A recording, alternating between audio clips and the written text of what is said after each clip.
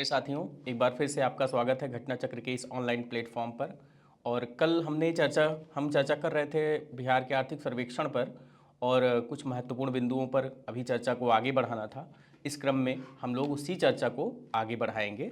पर्यटन के विषय में बात करेंगे। बिहार में पर्यटन के विषय में बिहार सरकार ने पर्यटन को आर्थिक प्रगति से जोड़ने के लिए बिहार पर्यटन नीति 2023 बिहार पर्यटन नीति 2023 बनाई है। ठीक है, वर्ष 2023 में 821.33 लाख पर्यटक बिहार पहुंचे थे। इनमें से 5.47 लाख विदेशी और शेष देशी पर्यटक थे। देशी पर्यटकों की संख्या कितना थी? 815.86 लाख। तो आप लोग देख सकते हैं देशी पर्यटकों की संख्या ज़्यादा है और विदेशी पर्यटकों की संख्या कम है। इस क्रम में एक महत्वपूर्ण बात यह है कि बिहार की पर्यटन नीति 2023 से संबंधित महत्वपूर्ण बिंदुओं को आप अवश्य देख लेंगे। परीक्षा की दृष्टि से ये महत्वपूर्ण हो सकता है। ठीक है, तो इसके विषय में विस्तार से थोड़ा नीति को विस्तार से पढ़ लेंगे, विस्तार से पढ़ें। और अगला बिंदु हम लोग देखते हैं। वर्ष 2023-24 में बिहार सरकार की विभिन्न परियोजनाओं हेतु व्यय के संदर्भ में तीन प्रमुख पर्यटन परियोजनाएं निम्न हैं। कौन कौन सी पर्यटन परियोजनाएं हैं, इनके विषय में हम चर्चा करेंगे। बिहार सरकार ने इन तीन स्थानों पर, पहला गया जी धर्मशाला गया, पुनौरा धाम सीतामढ़ी, विष्णुपद मंदिर बहुत ही ऐतिहासिक मंदिर और प्रसिद्ध है, गया जी भी धर्मशाला भी प्रसिद्ध है। तो इन तीन स्थानों पर बिहार सरकार ने तीन प्रमुख पर्यटन परियोजनाएं लॉन्च की है। ठीक है, तो इसको आप याद कर लेंगे, परीक्षा की दृष्टि से ये महत्वपूर्ण हो सकता है। चर्चा को आगे बढ़ाते हैं और देखते हैं कि अगले क्रम पे किन चीज़ों पर चर्चा करनी है। रोजगार तथा कौशल विकास। किसी भी राज्य के विकास में रोजगार और कौशल ये बहुत ही महत्वपूर्ण जो है बिंदु हैं। आप लोग देखते होंगे रोजगार, श्रमिकों के रोजगार को और कुशल बनाने के लिए, क्योंकि इस समय क्या चल रहा है, इंडस्ट्री 4.0। ठीक है, तो ऑटोमेशन का युग आ गया है, इसलिए उनकी स्किल को बढ़ाना, अप स्किल करना, री स्किल करना, ठीक है, और न्यू स्किल करना, इसके लिए ज़रूरी है। तो श्रम तथा रोजगार कौशल के समय LFPR 2023-24 के संदर्भ में इसको बोलते हैं आवधिक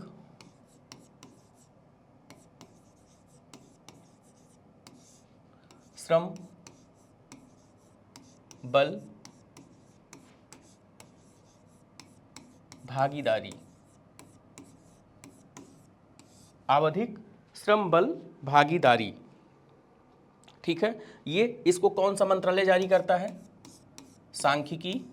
ये जानना आपके लिए जरूरी है। सांख्यिकी एवं कार्यक्रम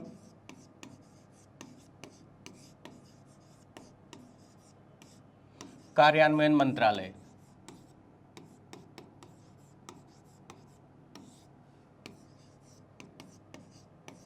शॉर्ट में इसको बोलेंगे MOSPI, ministry of statistics and programme implementation के द्वारा समय समय पर आवधिक श्रम बल भागीदारी के विषय में जो है वो रिपोर्ट प्रकाशित की जाती है, सर्वेक्षण किए जाते हैं। तो इस क्रम में कुछ आंकड़े दिए गए हैं।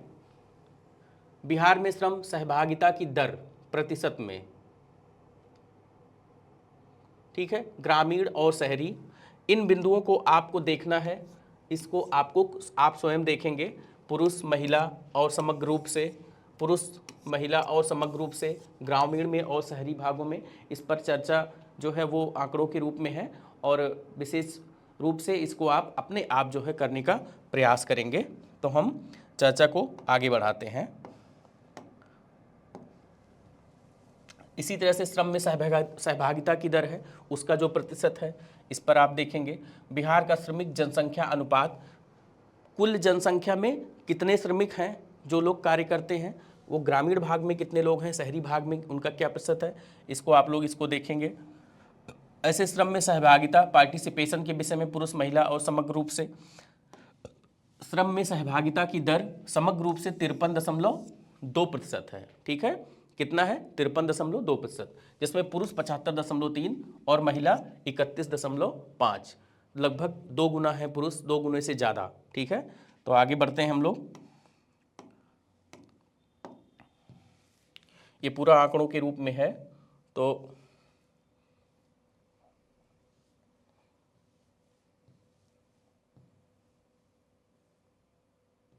आगे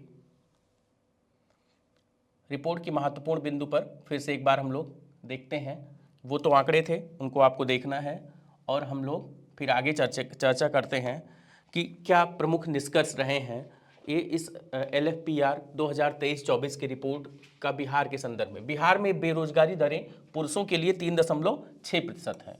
पुरुष बेरोजगारी कितना है, 3.6, वहीं ये महिलाओं के लिए कितना है, 1.4%। इसी प्रकार शहरी बिहार में पुरुष बेरोजगारी दर, शहरों में पुरुष जो लोग रहते हैं उनकी बेरोजगारी दर कितना है, 6.9%, और महिलाओं की 9.1%। ठीक है, उसके बाद देखते हैं बिहार में सभी श्रमिकों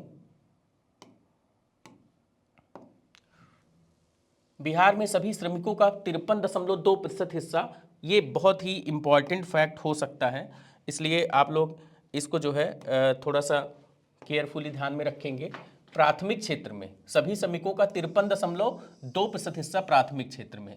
प्राथमिक क्षेत्र मतलब ऐसे क्षेत्र जो रॉ मटेरियल का उत्पादन करते हैं, प्राकृतिक संसाधनों पर ज़्यादा निर्भर रहते हैं, उनसे उत्पादन लाने का ज़्यादा प्रयास करते हैं, तो उसमें कितने श्रमिकों की भागीदारी है, 53.2%।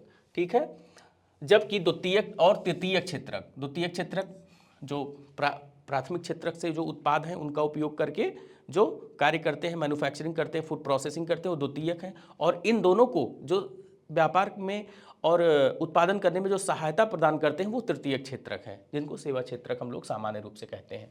तो द्वितीयक क्षेत्रक में 23.7% और तृतीयक क्षेत्रक में 23.1%। इस तरह से बिहार में जनसंख्या और रोजगार का संगठन जिसको बोलते हैं संगठन, वो इस प्रकार से तीनों क्षेत्रों को लेकर के है। चलिए आगे बढ़ते हैं, चर्चा को आगे बढ़ाते हैं और देखते हैं कि बिहार राज्य प्रवासी मजदूर दुर्घटना अनुदान योजना के तहत, आप लोगों को जैसा कि मालूम होगा, आप सभी जागरूक छात्र हैं और सिविल सेवा में जाने वाले हैं, तो राज्य की समग्र आर्थिक राजनीतिक गतिविधियों से, सामाजिक स्थितियों से आप लोग रूबरू हैं। तो प्रवासी, पूरे भारत में सबसे ज़्यादा प्रवासी मजदूर बिहार से ही जाते हैं कार्य करने के लिए। यहाँ तक कि बड़ी बड़ी इंफ्रास्ट्रक्चर जो परियोजनाएं चल रही हैं वो बिहार के मजदूरों के द्वारा, बिहार के कुशल कार्यबल के द्वारा संचालित हो रही हैं। तो बिहार सरकार ने इस बात का ध्यान रखते हुए कि हमारे यहाँ कि बहुत सारे मजदूर बाहर रहते हैं, काम करते हैं, इस योजना की शुरुआत की है, बिहार राज्य प्रवासी मजदूर दुर्घटना अनुदान योजना। कौन सी योजना है, बिहार राज्य प्रवासी मजदूर दुर्घटना अनुदान योजना। इसके तहत बिहार सरकार, अगर किसी मजदूर की मृत्यु हो जाती है किसी परियोजना में कार्य करने के दौरान, तो उनके आश्रितों को 180 दिनों के भीतर 2 लाख रुपए देती है। कितना देती है, 2 लाख रुपए। ठीक है, महत्वपूर्ण तथ्य था। चलिए आगे बढ़ते हैं।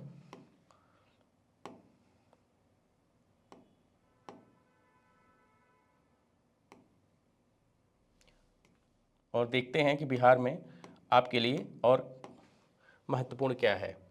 तो अगला तथ्य है राज्य बाल श्रम उन्मूलन।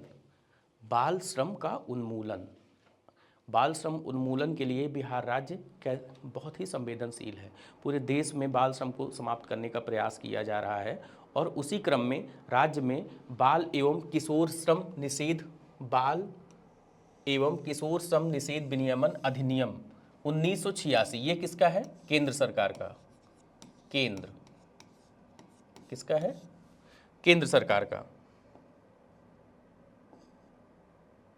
ठीक है, ये केंद्र सरकार का है। और इसी के अनुकरण में बिहार सरकार ने बिहार राज्य बाल एवं किशोर श्रम निषेध एवं नियमन नियमावली 2024 लागू की है।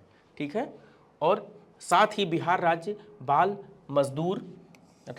मजदूर आयोग अधिनियम 1996 को संशोधित करके बिहार राज्य बाल मजदूर आयोग संशोधन अधिनियम 2024, इसमें कई नए प्रावधान किए गए हैं। अगर आप लोगों के पास समय हो तो थोड़ा सा इसको आप लोग देख सकते हैं कि इसमें क्या कुछ नया है। ठीक है, चलिए आगे बढ़ते हैं अगले तथ्य की तरफ और देखते हैं न्यूनतम मजदूरी। किसी भी कार्य के लिए किसी व्यक्ति को कुछ भी मजदूरी दे दिया जाए, ये अच्छी बात नहीं है। इसके लिए ज़रूरी है कि सरकार राज्य में, क्योंकि सरकार के पास हर तरह के आंकड़े होते हैं, इन्फ्लेशन की क्या स्थिति है, लोगों का जीवन स्तर कैसा जा रहा है, आधारभूत ढांचा किस तरह का है, उसका उन्नयन कितना है, कौन सी जगहें पिछड़ी हैं, कौन सी अगड़ी हैं। ठीक है, तो उनको ध्यान में रखते हुए एक सामान्य मजदूरी को निर्धारित करना, जिससे कि लोगों का जीवन यापन आसानी से हो सके। ठीक है, इस क्रम में न्यूनतम मजदूरी वर्ष 2023-24 में 1948 के न्यूनतम मजदूरी अधिनियम के तहत वर्णित रोजगार की 88 श्रेणियों के लिए न्यूनतम मजदूरी 5.6% बढ़ी है। ठीक है, इन 88 श्रेणियों के लिए जो भी न्यूनतम मजदूरी निर्धारित की गई थी, उसमें 5.7% की बढ़ोतरी हुई है। ठीक है, अगला देखते हैं भौतिक अवसंरचना के विषय में। आधारभूत ढांचे के संबंध में अध्याय 6, अगला अध्याय है हमारा आर्थिक सर्वेक्षण का, भौतिक अधिसंरचना, फिजिकल इंफ्रास्ट्रक्चर। देश के प्रमुख राज्यों में वर्ष 2011-12 से 23-24 के मध्य परिवहन, भंडारण एवं संचार क्षेत्र में बिहार में तीसरी सबसे ऊंची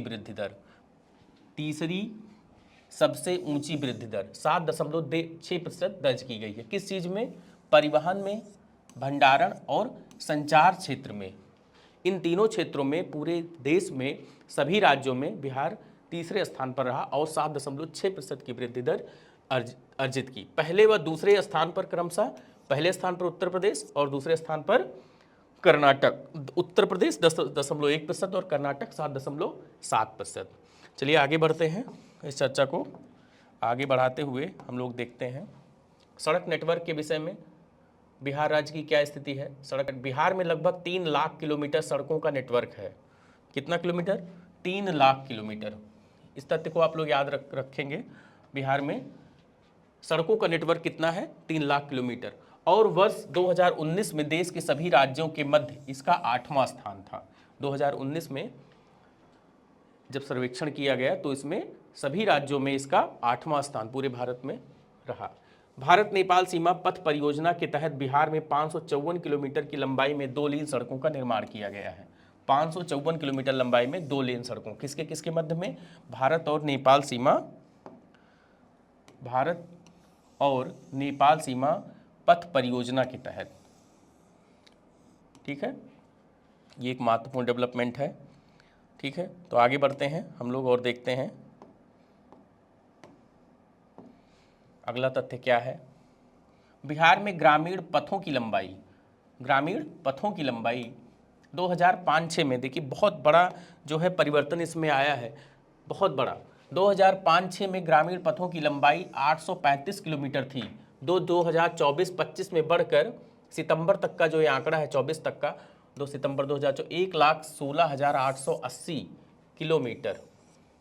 ड्रास्टिक चेंज है, ये एक ड्रास्टिक चेंज है, पैराडिज्म शिफ्ट है। बिहार में ग्रामीण आबादी जो कि बहुत ज़्यादा है और उसको भौतिक अवसंरचना से जूझना पड़ रहा था। 2005-6 में 835 किलोमीटर मतलब कुछ भी नहीं होता है, और वो 24-25 में 1,16,880 किलोमीटर हो गया है। तो आगे बढ़ते हैं, चर्चा को आगे बढ़ाते हैं और देखते हैं आगे। औरंगाबाद और पटना में वाहन चालन अनुसंधान संस्थान खोला गया है। कहाँ पर? औरंगाबाद में और पटना में वाहन चालन एवं यातायात अनुसंधान संस्थान खोला गया है। यह बिहार सरकार के परिवहन विभाग और मारुति सुजुकी, किसका ज्वाइंट वेंचर है? बिहार सरकार का और मारुति सुजुकी इंडिया लिमिटेड का संयुक्त प्रयास है। ठीक है, दोनों लोगों ने संयुक्त भागीदारी से औरंगाबाद और पटना में इस जो है योजना की शुरुआत की है। चलिए आगे बढ़ते हैं और देखते हैं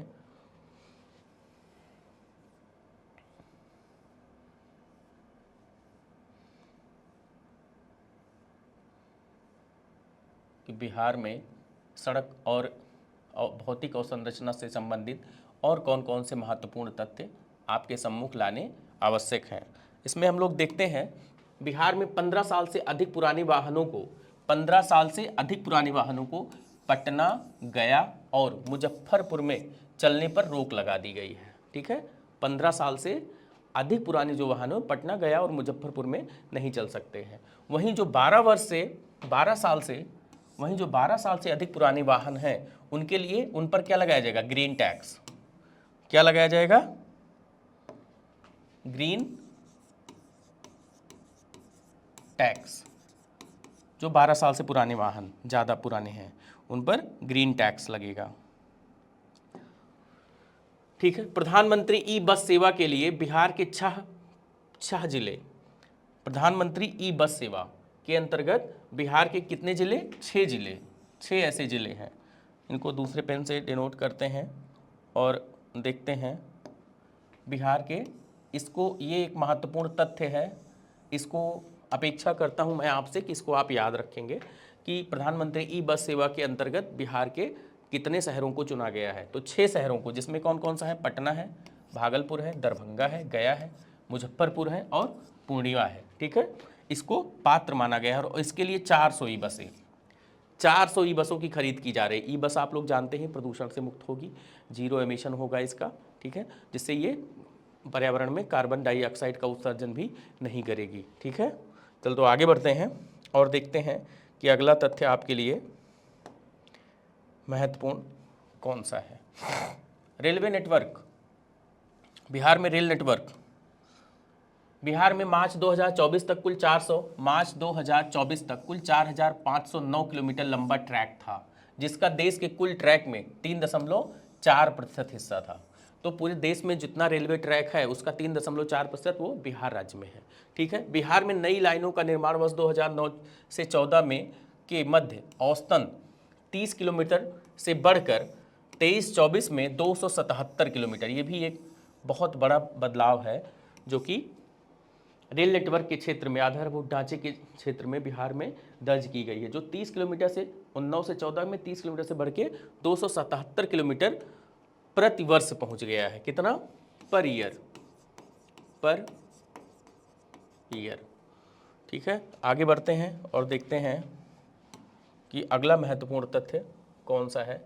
वायु परिवहन, पूरे देश का आम नागरिक, कल हम लोगों ने इस पे चर्चा किया था किस तरह से पूरे देश में एक मुहिम चल पड़ी है। आज छोटे छोटे शहरों में हम लोग देखते हैं, जो शहरों से सटे जो ग्रामीण इलाके हैं उनमें हम लोग देखते हैं उनके नियरेस्ट जो भी हवाई अड्डा है वहाँ पर लोग, आज लोगों में एक फैशन बन चुका है कि हम हवाई जहाज़ पे चढ़ें।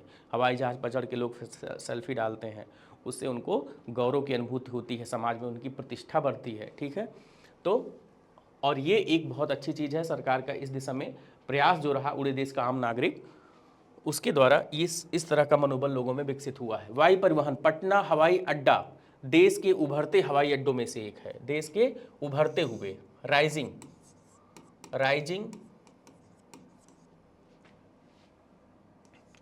एयरपोर्ट्स,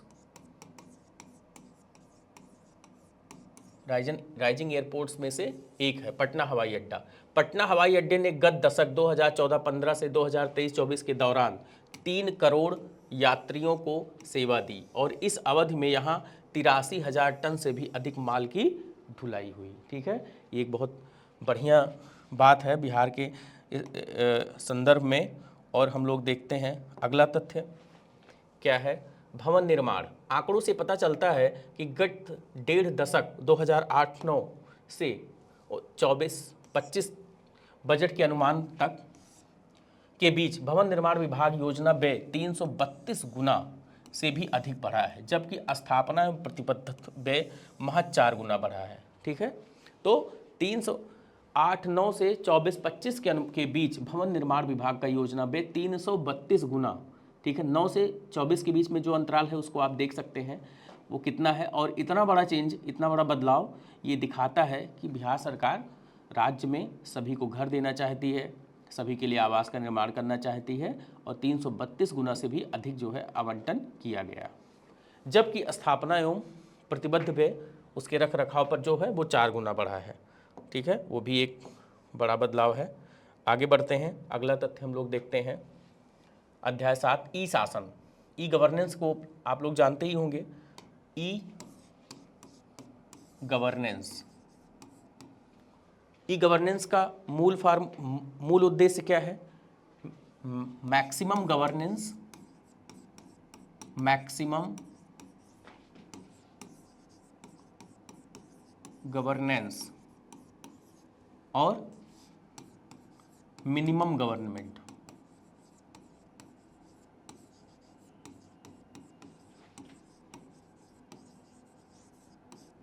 ये इसका उद्देश्य है। अधिक से अधिक अभिशासन किया जाए, लोगों को सुविधाएं प्रदान की जाएं और उनको किसी प्रकार की कोई समस्या न हो, इस पर सरकार की पूरी पकड़ हो, लेकिन उसके साथ उनका हस्तक्षेप कम से कम हो। ठीक है, तो मिनिमम गवर्नमेंट, भ्रष्टाचार कम हो, बहुत ज़्यादा उनको अटेंड ना करना पड़े, मैक्सिमम काम आपके ऑनलाइन हो जाए। तो सरकार इस दिशा में विभिन्न माध्यमों से प्रयासरत है। चलिए आगे बढ़ते हैं और देखते हैं कि ई शासन की दिशा में सरकार के क्या प्रयास हैं। बिहार राज्यव्यापी क्षेत्र नेटवर्क विश्ववैन 2.0, जैसे स्वैन होता है, लैन होता है, वैसे बिहार में क्या है? विश्ववैन। जैसे स्वैन, लैन, ये सब ई गवर्नेंस के जो है वो माध्यम है। ठीक है, तो बिहार में क्या है? विश्ववैन 2.0 एक नेटवर्क हाईवे है जो राज्य सरकार के कार्यालय में आवाज़, आंकड़ा और वीडियो आधारित कनेक्टिविटी सेवाएं उपलब्ध करवाता है। वर्तमान में इस नेटवर्क का विस्तार पंचायत स्तर तक, कहाँ तक? इसका विश्ववैन 2.0 का विस्तार पंचायत स्तर तक करने के लिए विश्ववैन 3.0 को स्वीकृत किया गया है। ठीक है, विश्ववैन 3.0। अगला तथ्य देखते हैं, किसानों को प्रत्यक्ष लाभांतरण, डीबीटी। डीबीटी पहली योजना आई थी, इसका जो इतिहास है वो वहाँ से सन 2014 के आसपास की बात है, 12 से 14 के बीच के आसपास है, पहल योजना आई थी। ठीक है, केंद्र सरकार ने लॉन्च किया था। तो डीबीटी डायरेक्ट बेनिफिट ट्रांसफ़र, चाहे छात्रवृत्ति हो, चाहे वो गैस की सब्सिडी हो, चाहे उर्वरक सब्सिडी हो, जो भी है गवर्नमेंट सरकार जो है बिना, क्योंकि जब वो चैनलों से, सरकारी चैनलों से देती है तो उसमें लीकेज होता है और लीकेज से भ्रष्टाचार बढ़ता है, और इसके माध्यम से इलेक्ट्रॉनिक ट्रांसफ़र के माध्यम से सीधे बैंक के अकाउंट में उनके खाता पैसा पहुंच जाएगा। तो वर्ष 2019-20 से 2024-25 के बीच किसानों के बैंक खातों में कुल कितने? 2824.64 करोड़ रुपए अंतरित किए गए। ठीक है, 2824.64। इसी अवधि में किसानों को पीएम सम्मान निधि के अंतर्गत, पीएम सम्मान निधि के अंतर्गत 12,562 करोड़ रुपए मिले हैं। अगला तथ्य देखते हैं, अध्याय 8 विद्युत क्षेत्र। बिना विद्युत के सब कुछ अधूरा है, जान ही रहे हैं आप लोग। तो बिहार में घरों के 100% विद्युतीकरण का लक्ष्य 2018 में ही हासिल कर लिया गया। ये एक बहुत बड़ी उपलब्धि है बिहार सरकार की कि 100% विद्युतीकरण बिहार में वर्ष 2018 में ही इसको बिहार सरकार ने प्राप्त कर लिया। अगला तथ्य देखते हैं,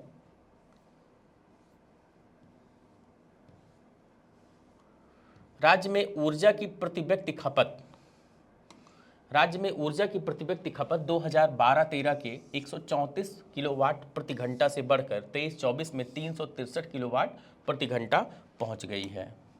ठीक है, वर्ष 2024-25 में बिजली की चरम मांग 8005 मेगावाट रही। कितना? 8005 मेगावाट। वर्ष 2023-24 में सर्वाधिक बिजली खपत वाले जिले, ये महत्वपूर्ण तथ्य है जिनको जानना आपके लिए आवश्यक है, जरूरी हो सकता है, परीक्षा की दृष्टि से महत्वपूर्ण हो सकता है। और वो कौन सा है? सर्वाधिक 2023-24 में सर्वाधिक बिजली खपत वाले शीर्ष 3 जिले, इसमें कौन कौन से हैं? पटना है, गया है और मुजफ्फरपुर। ये 3 जिले जो हैं यहाँ पर सबसे ज़्यादा बिजली की मांग रही है। Shyama Prasad Mukherjee rurban mission, Shyama Prasad Mukherjee rurban mission, ये फरवरी 2016 में, सॉरी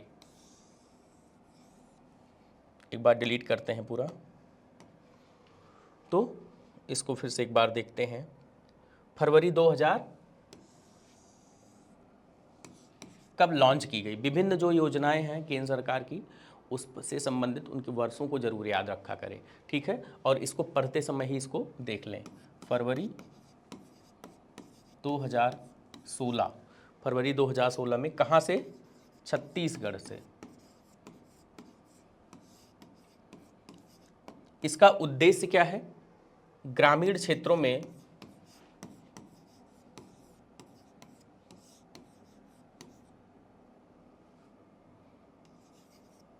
में सामाजिक, आर्थिक और भौतिक, सामाजिक, आर्थिक और भौतिक साधनों की वृद्धि,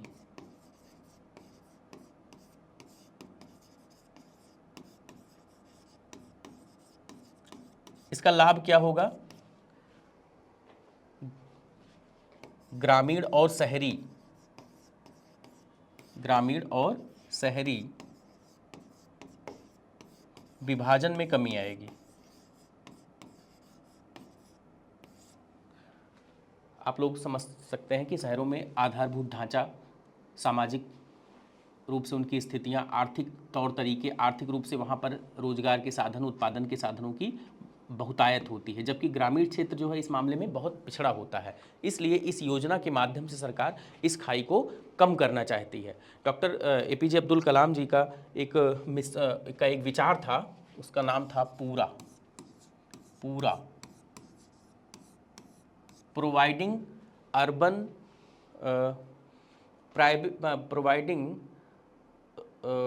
urban amenities in rural areas, ठीक है, शहरी क्षेत्रों में प्राप्त जो सुविधाएं हैं उनको ग्रामीण क्षेत्रों में भी उपलब्ध करवाना।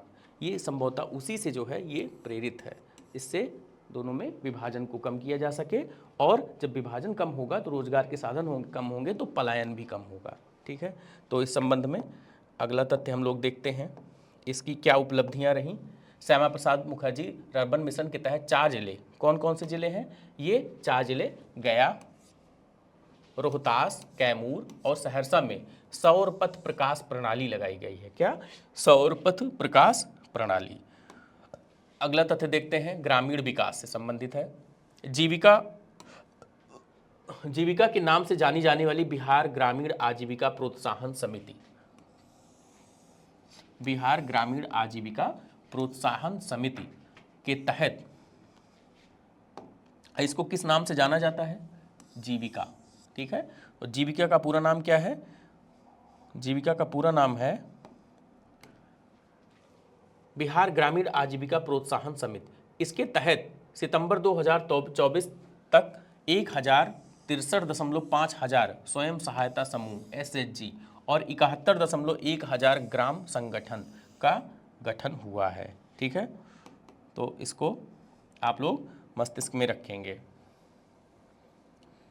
स्वयं सहायता समूह के विषय में हम लोगों ने कल चर्चा की थी कि ये अधिकांशतः महिलाओं के नेतृत्व में एक बना हुआ एक संगठन है, जिसमें 10 से 12-15 महिलाएं एक साथ होती हैं।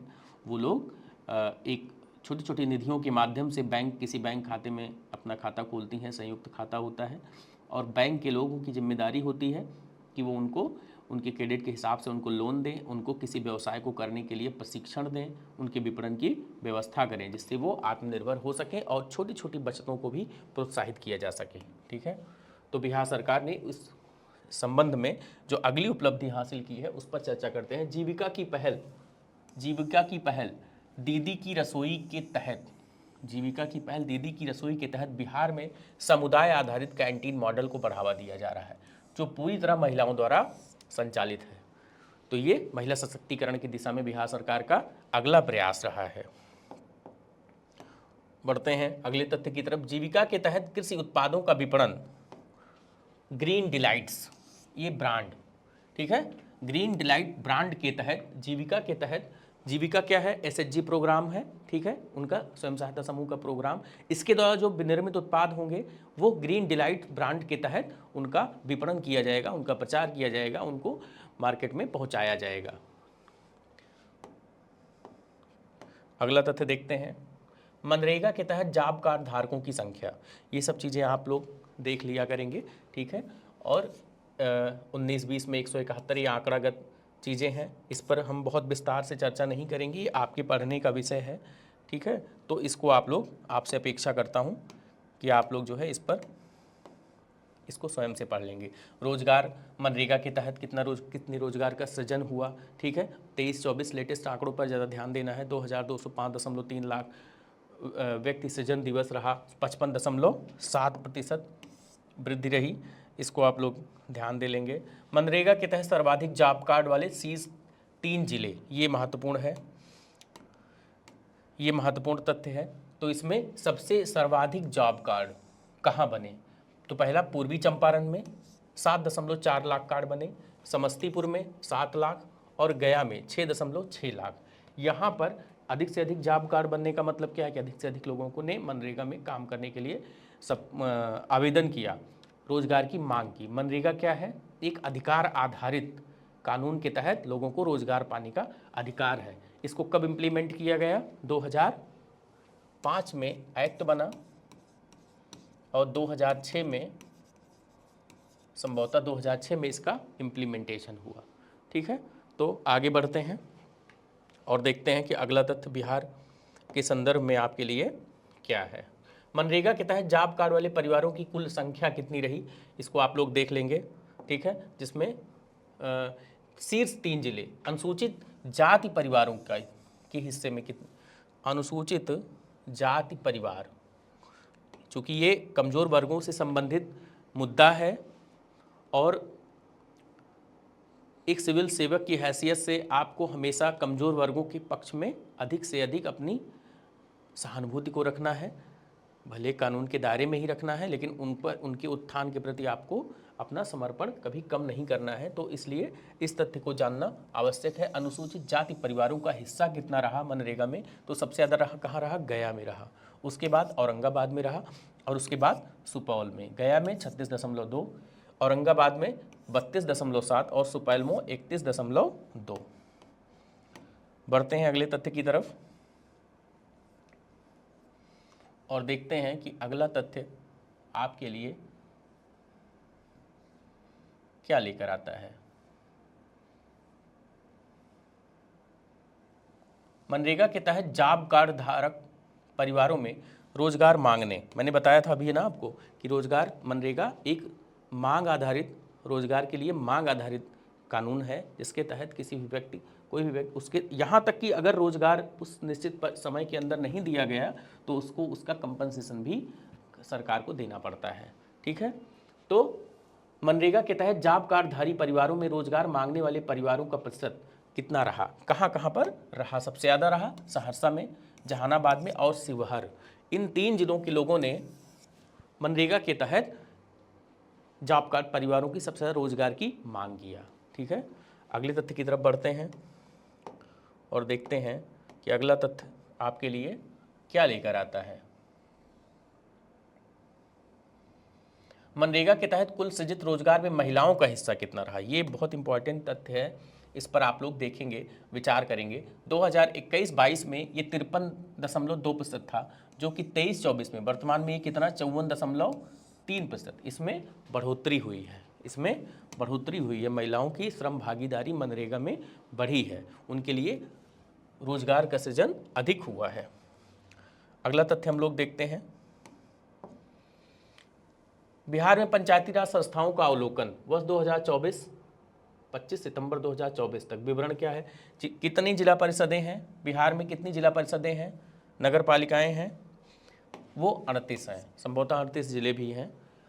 पंचायत समिति 533 और ग्राम पंचायत 8053, ठीक है। पंचायती राज संस्थाओं के विभिन्न स्तरों पर व्यय का प्रतिशत क्या रहा है, विभिन्न स्तरों पर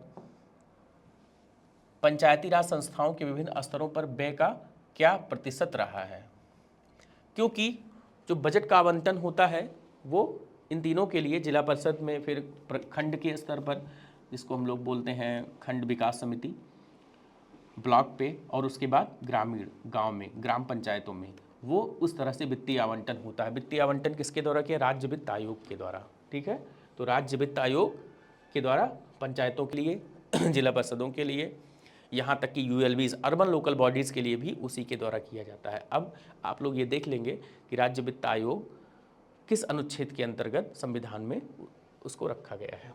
तो सबसे ज़्यादा खर्च सबसे ज़्यादा खर्च हम लोगों ने ग्राम पंचायत 73.8%।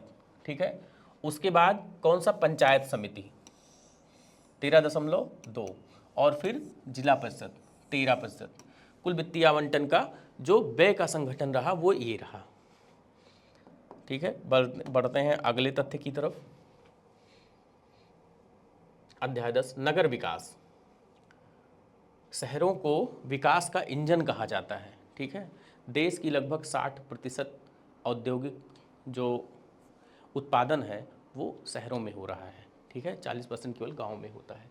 तो नगर विकास एवं आवास विभाग का बजट आवंटन वर्ष 2019-20 में 3,587.6 करोड़ रुपए था, जो कि 2023-24 में 11,742.6 करोड़, 277% की वृद्धि। मैंने जो बात कही, जो तथ्य कहा अभी, उसकी पुष्टि जो है वो इन आंकड़ों से हो रही है। आप लोग देखिए कितना प्रतिशत की वृद्धि हुई है, 277%, मतलब बहुत बड़ा अंतर है। तो बिहार सरकार प्रदेश को अधिक से अधिक शहरीकृत और औद्योगिकृत करने के लिए दृढ़ संकल्प है, और उसी समय इन आंकड़ों से इस बात की पुष्टि होती है। चलिए बढ़ते हैं अगले तथ्य की तरफ और देखते हैं मुख्यमंत्री शहरी पेयजल मिशन निश्चय योजना।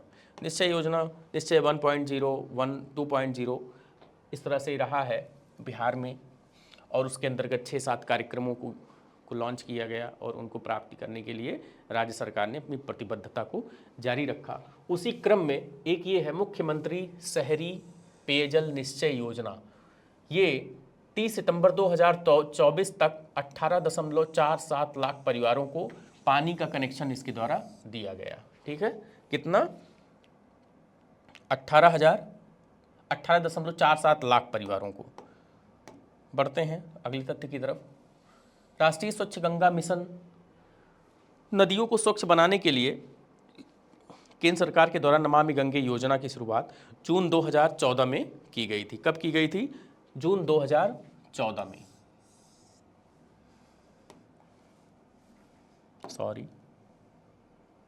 जून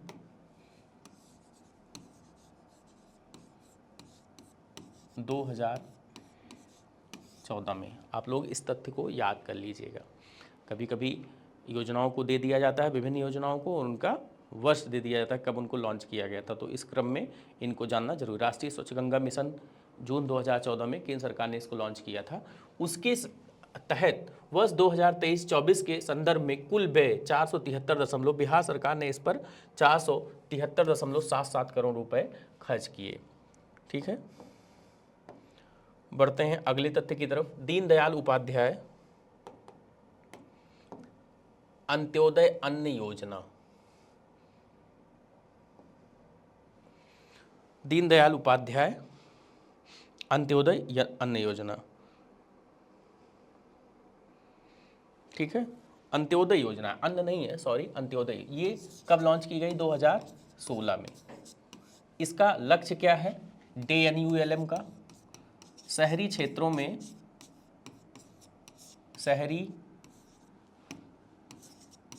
में स्वरोजगार को बढ़ावा देना। शहरी क्षेत्रों में स्वरोजगार को बढ़ावा देना। ठीक है, और कौशल उनका क्या करना? Skill development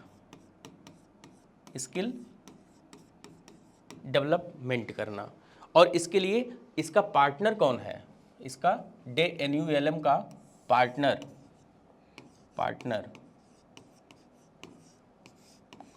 UNDP। इन सारे तथ्यों को संयुक्त राष्ट्र विकास कार्यक्रम, ठीक है, इन सारे तथ्यों को इसको आप याद कर लेंगे, मस्तिष्क में बैठा लेंगे, ये आपके लिए परीक्षा के दृष्टि से कारगर हो सकते हैं। तो दीनदयाल उपाध्याय अंत्योदय योजना राष्ट्रीय शहरी आजीविका मिशन के तहत गठित स्वयं सहायता समूह, इसके तहत जो स्वयं सहायता समूह का गठन किया गया है उसमें उनकी संख्या जो है 5154 रही है, जिसमें 2023-24 में 48,290 नए सदस्य जुड़े हैं। तो 2023-24 में ही 48,296 लोग, मतलब एक अच्छी खासी संख्या में लोग इसमें जुड़े हैं। चलिए बढ़ते हैं अगले तथ्य की तरफ। पटना मेट्रो रेल परियोजना, हाँ, हर शहर में आजकल ये है कि मेट्रो का ज़्यादा से मेट्रो का विकास करने के फ़ायदे क्या हैं। पहली बात तो सार्वजनिक परिवहन बढ़ता है, लोग अब व्यक्तिगत वाहनों का कम प्रयोग करते हैं, इससे सड़कों पर कम से कम भीड़ होती है। दूसरी बात यह है कि उससे कार्बन का एमिशन कम होता है, ज़्यादा से ज़्यादा वाहन चलेंगे, ज़्यादा से ज़्यादा कार्बन का उत्सर्जन करेंगे, डीजल पेट्रोल का ज़्यादा से ज़्यादा उपभोग करेंगे। डीजल पेट्रोल का कम से कम उपभोग जब होगा तो फिर राष्ट्रीय बचत होगी, क्योंकि हमको उतना तेल कम खरीदना पड़ेगा, तो हमारी विदेशी मुद्रा बचेगी हमारे पास और उसको हम अन्य जगहों पर प्रयोग कर पाएंगे। सार्वजनिक साधनों का ज़्यादा से ज़्यादा उपयोग करने से, क्योंकि ये साधन बहुत ही बिजली से चलने वाले हैं मेट्रो, तो ये लोग कार्बन का एमिशन भी कम करते हैं और ये तीव्र भी हैं, तेज़ी से आपको ये पहुंचाते हैं, क्योंकि इनका मार्ग जो होता है वो क्लियर होता है। इससे सड़कों पर जाम की समस्या से भी छुटकारा मिलता है। आइए बढ़ते हैं, रोड एक्सीडेंट्स कम होते हैं। तो पटना मेट्रो रेल परियोजना, छोटे शहरों में लाइट मेट्रो चलाई जा रही है। देखते हैं इसके अंतर्गत कुल आवंटन 3,402.99 करोड़ रुपए, 3,402.99 करोड़ रुपए। केंद्र सरकार का आवंटन 872.519 करोड़ और राज्य ने अपनी तरफ से 2,529.59 करोड़ रुपए इसके लिए आवंटित किया है। अगला तथ्य, वर्ष 2011 की जनगणना के अनुसार बिहार की शहरीकरण की दर 11.3% थी। कब थी ये? कब थी? वर्ष 2011 में। अब देखते हैं वर्तमान में, जो राष्ट्रीय औसत दर 31.2% की तुलना में बहुत कम थी। मतलब 2011 में मात्र पूरे बिहार का 11.3% जो क्षेत्र है वो शहरीकृत था, जबकि पूरे राष्ट्र के स्तर पर 31.1%, 31.2 का था। तो बहुत बड़ा अंतर है। ठीक है, अब आगे देखते हैं आर्थिक सर्वेक्षण अगली जानकारी हमको क्या देता है। शहरी अवसंरचना में सुधार के लिए राज्य सरकार ने वर्ष 2024 में 25 में मुख्यमंत्री समग्र शहरी विकास योजना की शुरुआत की। किसके लिए?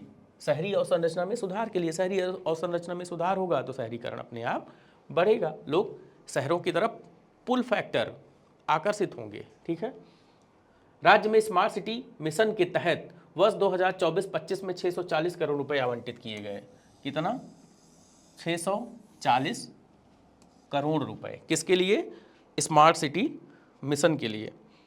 स्मार्ट सिटी मिशन के तहत बिहार के कौन कौन से जिलों को चिन्हित किया गया है? पटना,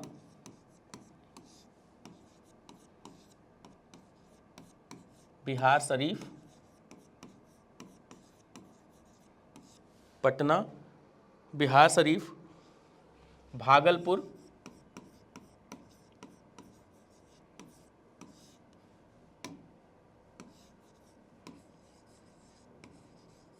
मुजफ्फरनगर। इसको आप याद कर लेंगे। ठीक है, तो इसके तहत स्मार्ट सिटी मिशन के तहत पटना, बिहार शरीफ, भागलपुर और मुजफ्फरपुर 4 शहरों की पहचान की गई है और इसके लिए बिहार सरकार ने 640 करोड़ रुपए आवंटित किया है। ये फैक्ट है, इसको ध्यान में रखना, मस्तिष्क में रखना आवश्यक है। वर्ष 2011-12 से 2024 के बीच शहरी आबादी में सर्वाधिक वृद्धि वाला राज्य पटना था।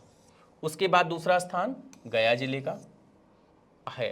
तो पटना और गया 2 ऐसे जिले हैं जहां पर शहरी आबादी में सबसे ज़्यादा वृद्धि देखी गई है। वर्ष 2011 की जनगणना के आधार पर पटना सर्वाधिक शहरी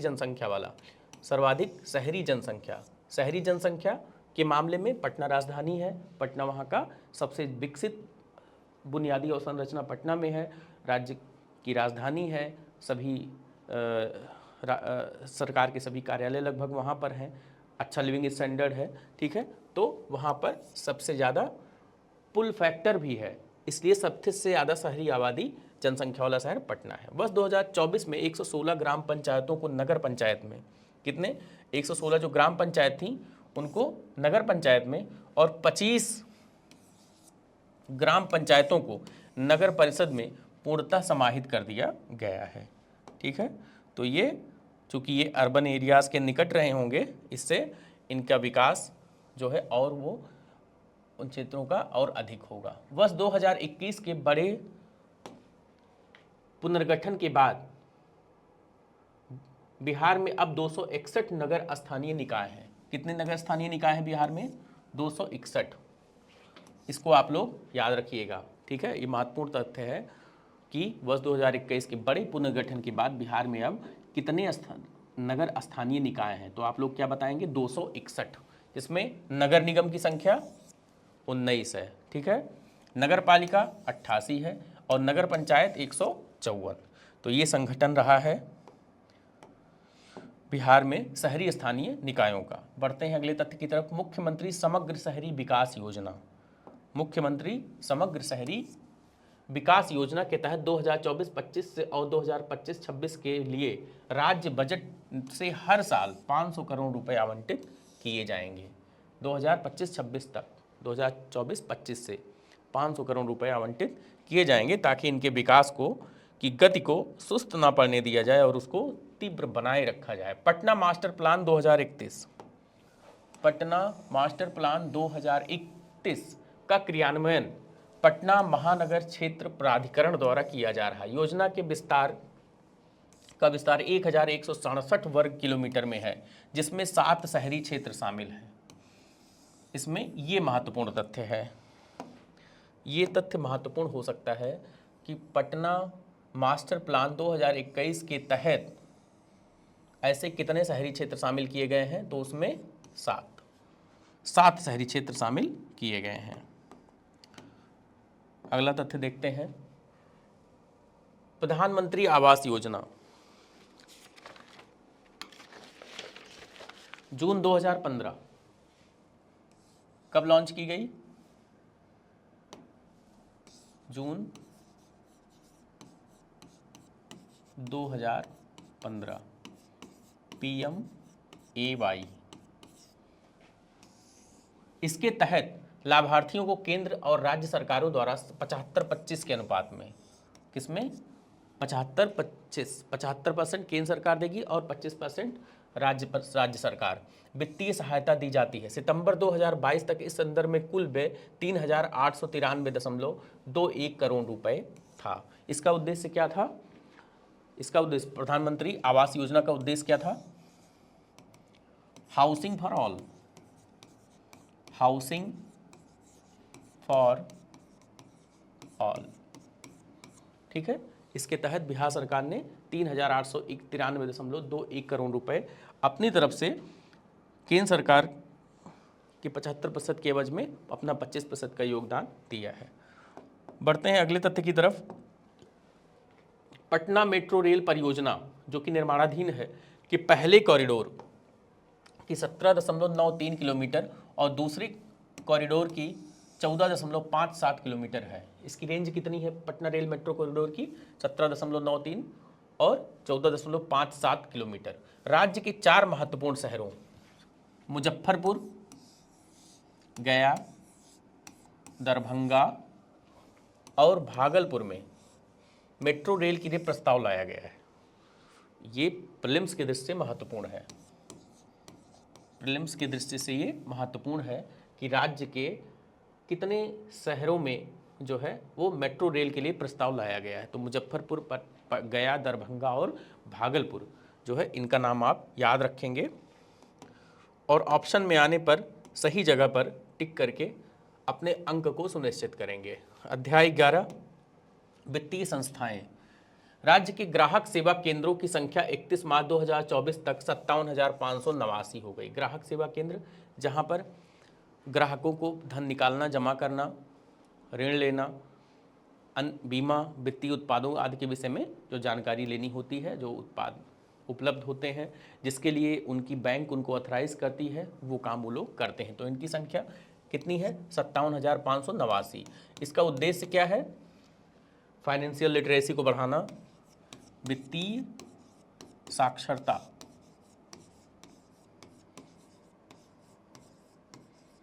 को बढ़ाना और वित्तीय समावेशन को बढ़ाना। वित्तीय समावेशन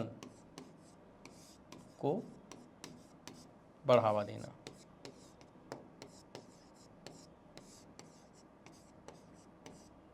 ठीक है, तो ये इसका उद्देश्य है। चलिए आगे बढ़ते हैं। राज्य में ग्राहक सेवा केंद्रों की संख्या 31 मार्च 2024 तक 57,589 हो गई है, जो गत 5 वर्ष से पूर्व 174%, मतलब कितना बड़ा बदलाव आया है, देख रहे हैं? 174.3% ज़्यादा है। ठीक है, ये बड़ा बदलाव है। बढ़ते हैं अगले तथ्य की तरफ और देखते हैं।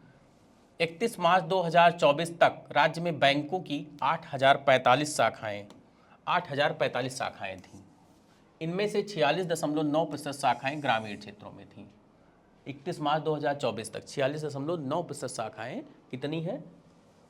8,045 शाखाएं थीं टोटल, जिसमें से 46.9%, लगभग 47% वो ग्रामीण क्षेत्रों में है। सितंबर 2024 में बिहार के बैंकों द्वारा कुल संग्रहित जमा 5.27 लाख करोड़ रुपए तथा ऋण जमा अनुपात 56.3%। तो बैंक जमा के मुकाबले बैंकों ने कितना ऋण वितरित किया, वो इसका अनुपात है। तो 5.27 लाख करोड़ रुपए उन्होंने जमा किया और ऋण के रूप में ऋण जमा अनुपात 56.3% रहा।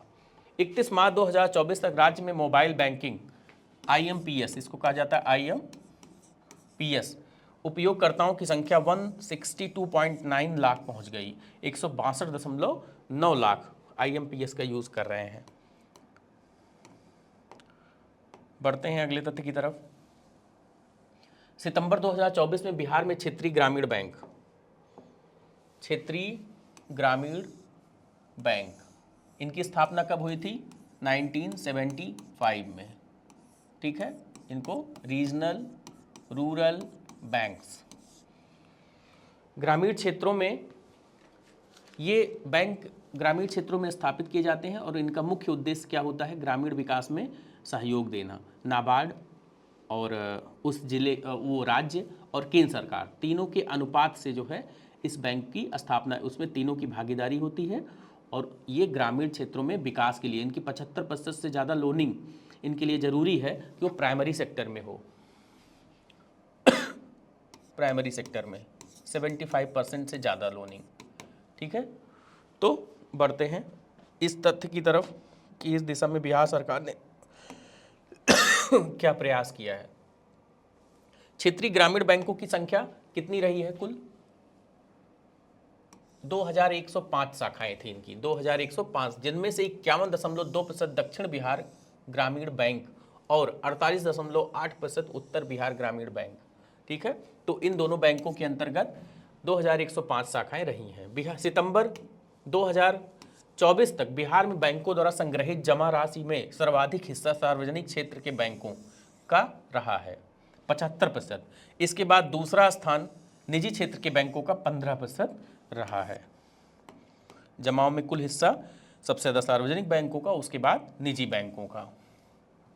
इसी प्रकार सितंबर 2024 तक बैंकों द्वारा दिए गए अग्रिमों में सर्वाधिक हिस्सा सार्वजनिक क्षेत्र के बैंकों का 59% था और इसके बाद निजी क्षेत्र 28% हिस्सा। ठीक है, तो ये क्या रहा है? अग्रिम, बैंकों द्वारा दिए गए अग्रिमों में सर्वाधिक हिस्सा। सितंबर 2024 तक जिलावार ऋण जमा अनुपात, मतलब जो भी डिपॉजिट हो रहा है और इधर लोनिंग हो रही है। बैंकों का महत्वपूर्ण काम क्या है? जमाएं स्वीकार करना और ऋण देना। ठीक है, इसके द्वारा ये लोग क्या करते हैं? शाख का सृजन, शाख का सृजन। 1 रुपए को जितनी बार उपयोग किया जाएगा उससे उतना ही लाभ जनरेट होगा, उतने ही कार्य संपादित होंगे। ठीक है, तो बैंकों का काम क्या है कि इस डिपॉजिट को मोबिलाइज करना, चैनलाइज करना, कहाँ पर, जहाँ पर इसकी डिमांड है, प्रोडक्शन सेक्टर में। ठीक है, तो ये अनुपात जो रहा है बिहार में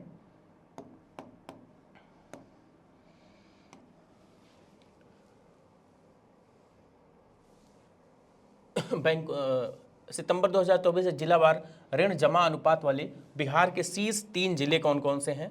पहला है पूर्णिया, दूसरा है अररिया और तीसरा है पश्चिमी चंपारण। तो ये 3 जिले ऐसे हैं जहां पर ऋण जमा अनुपात जो है वो सर्वाधिक रहा है, शीर्ष रहा है, पूर्णिया, अररिया और पश्चिमी चंपारण। बढ़ते हैं अगले तथ्य की तरफ और देखते हैं वर्ष 2023-24 में बिहार में बैंकों द्वारा कुल 1,67,709 किसान क्रेडिट कार्ड जारी किए गए। कितने? 1,67,709 क्रेडिट कार्ड बैंकों के द्वारा जारी किए गए। बढ़ते हैं अगले तथ्य की तरफ। अध्याय 12 मानव विकास, ह्यूमन डेवलपमेंट। स्किल डेवलपमेंट वास्तव में क्या है? ह्यूमन डेवलपमेंट है। स्किल डेवलपमेंट क्या है? क्या है? Human development.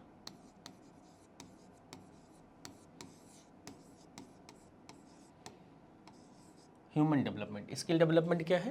Human development. Human development ज़्यादा होगा तो ह्यूमन डेवलपमेंट से क्या होगा? ह्यूमन कैपिटल, मानव पूंजी का विकास होगा। और पूंजी का काम क्या है? पूंजी क्या करती है? वो लाभ को, प्रॉफिट को जनरेट करती है। तो यहां पर ह्यूमन कैपिटल क्या करेगा? अपने लिए प्रॉफिट जनरेट करेगा। और ये प्रॉफिट जनरेट कैसे करेगा? क्योंकि ये एम्प्लॉयमेंट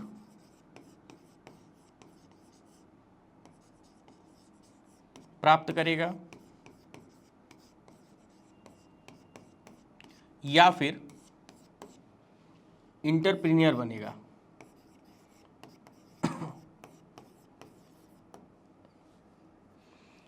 इंटरप्रीनियर साहसी होता है जो उद्यमों की स्थापना करेगा, जो है नए व्यवसाय शुरू करेगा या स्वरोजगार को अपनाएगा।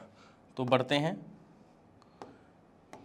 देखते हैं इस संदर्भ में क्या रिपोर्ट रही है। ठीक है, बिहार सरकार ने वर्ष 2023-24 में अपनी कुल बजट का 36.4% हिस्सा मानव विकास से संबंधित क्षेत्रों पर आवंटित किया है। कितना? 36.4%। इस चीज़ को आप, इस फैक्ट को आप याद रख सकते हैं। यह आपको प्रीलिम्स में भी और मेंस में भी दोनों जगह पे आपको माइलेज दिलवाएगा। विगत 18 वर्षों, वर्ष 2005-6 से 23-24 के बीच में बिहार में सामाजिक सेवाओं पर कुल व्यय 13 गुना बढ़ा है। सामाजिक सेवाओं में शिक्षा, स्वास्थ्य पर 13 गुना की बढ़ोतरी हुई है बिहार सरकार के द्वारा। बढ़ते हैं अगले तथ्य की तरफ। इसी अवधि में स्वास्थ्य सेवाओं पर व्यय 13 गुना और शिक्षा पर व्यय 10 गुना बढ़ा है। कितना? 13 गुना और शिक्षा पर 10 गुना। स्वास्थ्य पर 13 और शिक्षा पर 10 गुना की बढ़ोतरी हुई है। बिहार के लिए जन्मकालीन जीवन संभाव्यता, लाइफ एक्सपेक्टेंसी एट बर्थ इसको बोलते हैं। ठीक है, तो वो क्या रहा है? 2006 से 10 के बीच में 65.8 वर्ष था। ठीक है, जो कि अब कितना हो गया है? 16 से 20 के मध्य में 69.5। इस तरह से 3.7 वर्ष की वृद्धि हुई है। ये क्या दर्शाता है? कि बिहार में स्वास्थ्य सेवाओं में सुधार हुआ है। विभिन्न बीमारियों को स्वास्थ्य संस्थानों द्वारा, बिहार सरकार के प्रयासों के द्वारा, भारत सरकार के द्वारा सम्मिलित प्रयासों के द्वारा, राज्य के द्वारा उस पर कंट्रोल किया गया है, जिससे लोगों की लाइफ एक्सपेक्टेंसी जो है वो बढ़ गई है। बढ़ते हैं अगले तथ्य की तरफ। बिहार में शिक्षा पर कुल व्यय, कोई व्यक्ति जब शिक्षित होगा तो उसके अंदर मानव पूंजी का विकास होगा, उसकी प्रज्ञा बढ़ेगी, उसके अंदर स्किल होगी, उसके अंदर कॉन्फिडेंस होगा और फिर वो अपने लिए आय के साधन को प्राप्त करने में और खुद भी उत्पन्न करने में सक्षम होगा। तो बिहार में कुल शिक्षा व्यय 2018-19 में 23,618 करोड़ रुपए था, जो कि 23-24 में 43,224 करोड़ रुपए, लगभग दो गुना से थोड़ा सा कम की वृद्धि जो है बिहार सरकार ने की है। महिला सशक्तिकरण के लक्ष्य के साथ महिलाओं पर कुल व्यय 2018-19 से 23-24 के मध्य 90% बढ़ा है। ठीक है, महिला सशक्तिकरण के लिए, वीमेन एम्पावरमेंट के लिए बिहार सरकार ने 90% उसके आवंटन को बढ़ाया है। चलिए आगे बढ़ते हैं और देखते हैं कि आगे क्या है आपके लिए। हाँ, ये है, इन 5 वर्षों में 18-19 से 23-24 के मध्य बजट में महिलाओं का हिस्सा लगभग 18.1% रहा और सकल घरेलू उत्पाद के प्रतिशत में महिलाओं हेतु कुल परिव्यय 5.6% रहा। तो महिलाओं का हिस्सा कुल बजट में 18.1% और सकल राज्य घरेलू उत्पाद, इसको बोलते हैं GDP, SGDP, ठीक है, इसमें कितना हिस्सा रहा? 5.6%, ठीक है। चलिए आगे बढ़ते हैं अगले तथ्य की तरफ और देखते हैं अगला तथ्य क्या लेकर आता है आपके लिए। जनगणना 2011 के अनुसार बिहार में लिंग अनुपात 918 रहा। ये बहुत इंपॉर्टेंट तथ्य है, इसको आप याद रखेंगे। कितना? जनगणना 2011 के अनुसार बिहार में लिंग अनुपात 918, जो राष्ट्रीय औसत 943, तो 943 से 918 कम है, ठीक है। तो ये एक निराशाजनक पहलू है। बिहार में बाल लिंगानुपात 935 है, जो राष्ट्रीय औसत 919 से अधिक है। ये एक अच्छी बात है, ये एक थोड़ा सा नकारात्मक बात है और ये एक पॉजिटिव बात है कि बाल लिंगानुपात राष्ट्रीय औसत से भी बिहार में अधिक है। चलते हैं अगले तथ्य की तरफ। बिहार की जनसंख्या वर्ष 2011 के 10.41 करोड़ से बढ़कर 2021 में 12.30 करोड़ होने का अनुमान है, जो 1.82% की वार्षिक वृद्धि दर दर्शाता है। वर्ष 2031 में जनसंख्या 13.95 करोड़ होने का अनुमान है, जो 1.34% की वार्षिक वृद्धि दर्शाता है, ठीक है। तो वार्षिक वृद्धि में इससे देखिए 1.82% से 1.34 कम है, तो इसमें कमी आ रही है। इसका मतलब यह है कि जनसंख्या घट रही है, लेकिन उतनी तीव्रता के साथ नहीं घट रही है।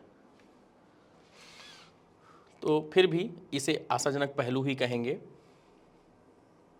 बिहार में 0 से 19 वर्ष आयु वर्ग की आबादी के लगभग के वर्ष 2011 के 49.4% से घटकर 2041 में 30.1% रह जाने का अनुमान है।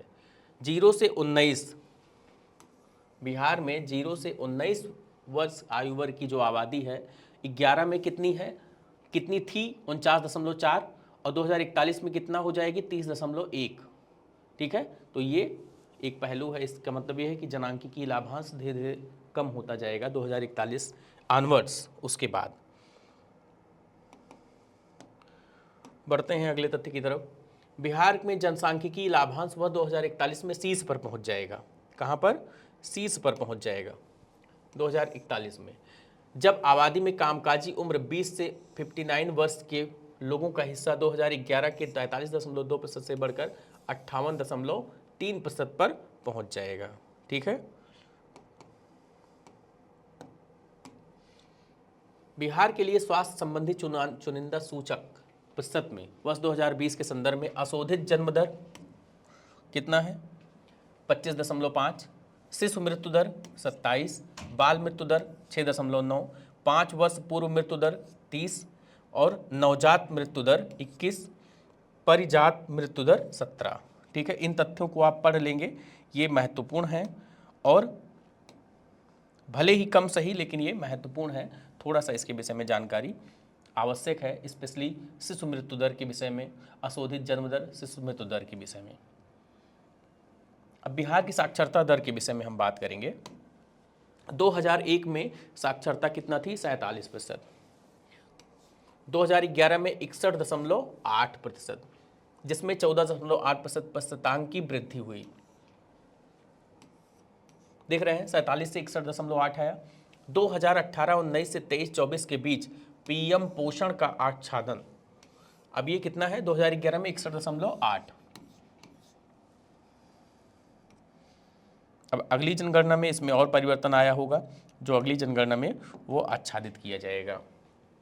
2018-19 से 23-24 के बीच पीएम पोषण आच्छादन। पीएम पोषण आप लोग जान ही रहे हैं, जैसे मिड डे मील था, उसी का नया नाम पीएम पोषण कर दिया गया है। और उसमें कुछ और चीज़ें जोड़ दी गई हैं, उसको और अपग्रेड कर दिया गया है। तो इसका आच्छादन जो रहा है, इसके अंतर्गत प्राथमिक विद्यालय 62.45%, उच्च प्राथमिक विद्यालय 62.45 और 62.54%, ये इसका आच्छादन रहा है। ठीक है, उसी आगे देखते हैं मुख्यमंत्री बालिका इंटरमीडिएट प्रोत्साहन योजना। इंटरमीडिएट के स्तर पर बालिकाओं को प्रोत्साहन देने के लिए राज्य सरकार विभिन्न स्कीम्स बना रही, जिसमें से एक क्या है, मुख्यमंत्री बालिका इंटरमीडिएट प्रोत्साहन योजना। वर्ष 2018-19 में इसका प्रारंभ किया गया था। कब? वर्ष 2018-19 में। इसका उद्देश्य क्या था? लड़कियों को उच्च शिक्षा में नामांकन के लिए प्रोत्साहन। ठीक है, इंटरमीडिएट के बाद उच्च शिक्षा, graduation, post graduation, PhD, doctorate सब शुरू होता है। ठीक है, इंटरमीडिएट उत्तीर्ण होने वाली अविवाहित लड़कियों को 10,000 रुपये की प्रोत्साहन राशि से प्रारंभ, जिसे वर्तमान में बढ़ाकर 25,000 रुपये कर दिया गया है। तो अगर प्रश्न में पूछा जाए कि मुख्यमंत्री बालिका इंटरमीडिएट प्रोत्साहन योजना के अंतर्गत कितना राज्य सरकार देती है बालिकाओं को इंटरमीडिएट के बाद, तो क्या बताएंगे आप? 25,000 रुपये वर्तमान में देती है। ठीक है, बढ़ते हैं अगले तथ्य की तरफ, देखते हैं।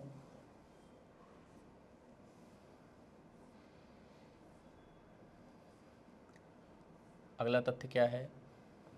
मुख्यमंत्री बालिका स्नातक प्रोत्साहन। जिस तरह से राज्य सरकार ने इंटरमीडिएट के बाद बालिकाओं को सहायता दी है, उसी तरह मुख्यमंत्री स्नातक प्रोत्साहन योजना भी संचालन किया है। वर्ष 2018-19 में इसका प्रारंभ किया गया था।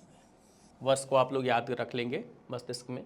स्नातक उत्तीर्ण होने पर विवाहित या अविवाहित दोनों को, उसमें क्या था, इंटरमीडिएट वाले में क्या था, अविवाहित था, इसमें विवाहित या अविवाहित दोनों को 25,000 रुपये की प्रोत्साहन राशि प्रारंभ, जिसे बढ़ाकर वर्तमान में 50,000 रुपये कर दिया गया है। ठीक है, तो इसको आप लोग अपने मस्तिष्क में रख लेंगे। अध्याय 13 बाल विकास। बिहार में बच्चों की संख्या, कुल संख्या कितनी है? 4.98 करोड़। ग्रामीण क्षेत्र में कितना है? 4.47 और शहरी क्षेत्रों में 0.50। तो आपके लिए महत्वपूर्ण ज़्यादा ये है 4.98। ठीक है, इसको याद रख लेंगे। अगला तथ्य है, लैंगिक विवरणों के अनुसार 0 से 18 साल तक उम्र वाले इन बच्चों में 2.35 करोड़ लड़कियां हैं और 2.62 करोड़ लड़के हैं। ठीक है, बिहार में बच्चों के लिए बजट आवंटन 2016 से 2022-23 के बीच 19.4% रहा है। तो वार्षिक बजट का 19.4% वो बच्चों के लिए समर्पित है रहा है बिहार में इन वर्षों के दौरान, 16-17 से 22-23। प्रति व्यक्ति आय महत्वपूर्ण तथ्य है।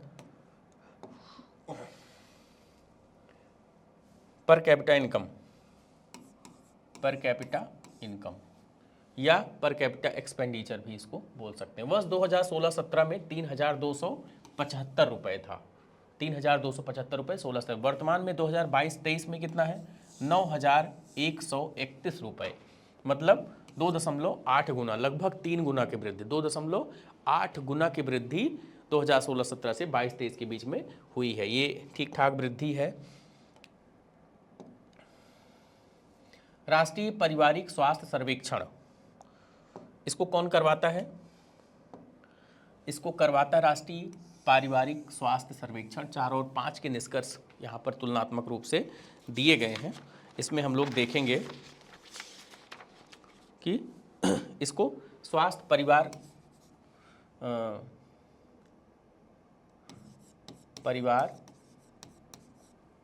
और स्वास्थ्य और परिवार कल्याण मंत्रालय,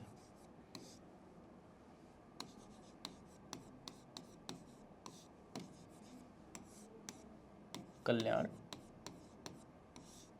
मंत्रालय, भारत सरकार, गवर्नमेंट ऑफ इंडिया का परिवार स्वास्थ्य एवं परिवार कल्याण मंत्रालय इस आंकड़े को जारी करता है। और इसकी साझेदारी, किसके साझेदारी? अंतर्राष्ट्रीय जनसंख्या विज्ञान संस्थान, अंतर्राष्ट्रीय जनसंख्या विज्ञान संस्थान, international population science institute, IIPS। तो भारत सरकार का स्वास्थ्य मंत्रालय और IIPS अंतर्राष्ट्रीय जनसंख्या विज्ञान संस्थान के द्वारा मिल करके ये राष्ट्रीय पारिवारिक स्वास्थ्य सर्वेक्षण किया जाता है। तो दो सर्वेक्षण 4 और 5 के आंकड़ों पर इसमें आर्थिक सर्वेक्षण में चर्चा की गई है, इसको आप याद कर लेंगे, उसकी बात हम करेंगे। 4 और 5 की तुलना करने पर स्पष्ट होता है कि राज्य में 5 साल तक के बच्चों का ठिगनापन 48.3% से 5.4% अंक घटकर 42.9% रह गया। तो इसमें कमी कितनी आई है? 5.7% की। किसमें? 5.4% की, 5.4% की कमी आई है। किसमें? बच्चों के ठिगनापन में। ठीक है। उसके बाद इसी अवधि में कम वजन वाले बच्चों का आंकड़ा 43.9% से घटकर 41% हो गया है, जो 2.9% अंकों की कमी को दर्शाता है। ये आशावादी कदम है, चरण है, जो सरकार के प्रयासों से संभव हो सका है। तो इसको जो है आप लोग याद रखेंगे। बढ़ते हैं अगले तथ्य की तरफ। समेकित बाल विकास सेवा, इसको बोलते हैं ICDS। इसका कब प्रारंभ हुआ था, इसको आप लोग देख लेंगे। ठीक है, ये भी आवश्यक है। 1975 के आसपास ही हमको लगता है ऐसा हुआ था, इसलिए इसको आप देख लेंगे, अंदाजे में ना रहें। ठीक है। तो समेकित बाल विकास सेवा का बजट कितना रहा है? 19-20 में जो 3800.18 करोड़ रुपए था, वो 23-24 में 4611.53 करोड़ रुपए हो गया है। इसी तरह से वर्ष 2019-20 की तुलना में वर्ष 23-24 का बजट आवंटन समेकित बाल विकास सेवा में 4.3% की वार्षिक वृद्धि, मतलब ये जो वृद्धि रही है प्रतिवर्ष, इसका औसत 4.3% रहा है। तो सरकार इसके प्रति भी संवेदनशील है। बढ़ते हैं अगले तथ्य की तरफ। पर्यावरण, जलवायु परिवर्तन और आपदा प्रबंधन। आप लोग, बिहार जैसे राज्य में आपदा की विभीषिका कितनी खतरनाक हो सकती है, ये वहाँ पर रहने वाले लोगों से बेहतर कोई नहीं समझ सकता है। ठीक है। आजकल तो स्थिति और भी भयावह हो गई है, और इस वर्ष कुछ ज़्यादा ही हो गई है, और वो वहाँ पे सामान्य रूप से हर बरसात में यही स्थिति रहती है। नदियों का बहाव इस तरह का है, सतत वाहिनी नदियाँ हैं, और बाढ़ में अंतर्राष्ट्रीय सीमा होने के कारण जो है और समस्याओं का सामना उनको करना पड़ता है। तो जलवायु संबंधी जोखिमों और उनके भावी परिणामों पर विचार करते हुए उनकी न्यूनीकरण के लिए वर्ष 2021 से हरित बजट लाया गया है। कब से? 2020-21 से। ये एक महत्वपूर्ण तथ्य है, इस प्रीलिम्स के लिए महत्वपूर्ण हो सकता है। ठीक है। 2020-21 से हरित बजट लाया गया है बिहार में। वर्तमान मूल्य पर सकल राज्यगत मूल्यवर्धन में वानिकी एवं काष्ठ उत्पाद का योगदान वार्षिक चक्रवृद्धि दर CAGR कितना? वार्षिक चक्रवृद्धि दर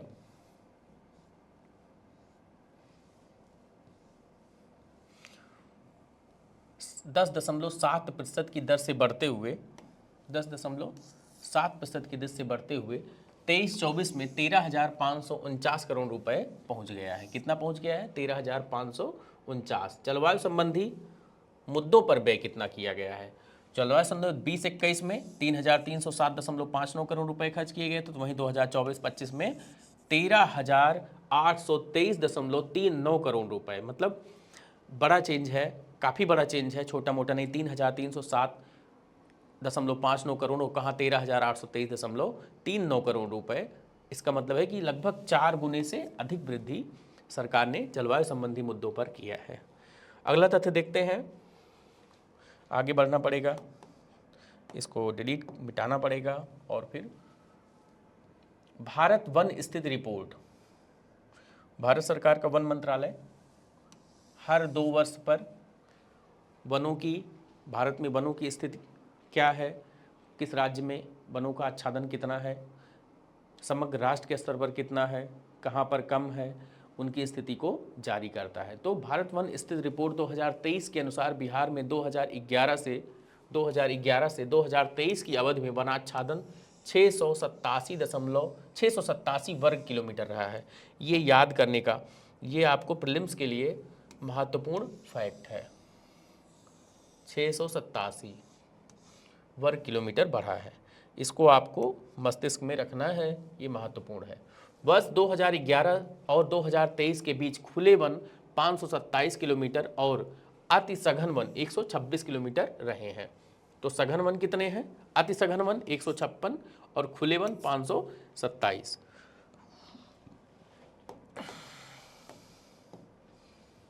बिहार में वर्ष 2023 में भूतल जल अवसंरचना, भूतल जल अवसंरचना, नहरें, भूतल का मतलब कि जमीन के ऊपर 968, नलकूप 4819, तालाब 464 और जलाशय 26। ये है वहाँ पर भूतल जल अवसंरचना की स्थिति। बढ़ते हैं अगले तथ्य की तरफ। बिहार के अपेक्षाकृत समृद्ध और गरीब जिले 2022-23 से 23-24 के बीच में, ये आपके याद करने का विषय है, ठीक है, और आपके पढ़ने समझने का विषय है। इसके बावजूद मैं इसको इन आंकड़ों पर आप लोग चर्चा कर लेंगे। मापदंड, वर्ष और सबसे समृद्ध जिले और सबसे गरीब जिले, इसमें 3 महत्वपूर्ण जिलों को चुना गया है, ठीक है। प्रति व्यक्ति सकल राज्य घरेलू उत्पाद, प्रति व्यक्ति सकल राज्य घरेलू उत्पाद 11-12 के स्थिर मूल्यों पर, इसमें वर्ष 2022-23 में पटना और सबसे समृद्ध जिला पटना, बेगूसराय और मुंगेर रहे हैं, और सबसे गरीब जिले शिवहर, सीतामढ़ी और अररिया, ठीक है। मेरी समझ से परीक्षा के दृष्टिकोण से ये ज़्यादा महत्वपूर्ण है, लेकिन आप देख लेंगे तीनों को।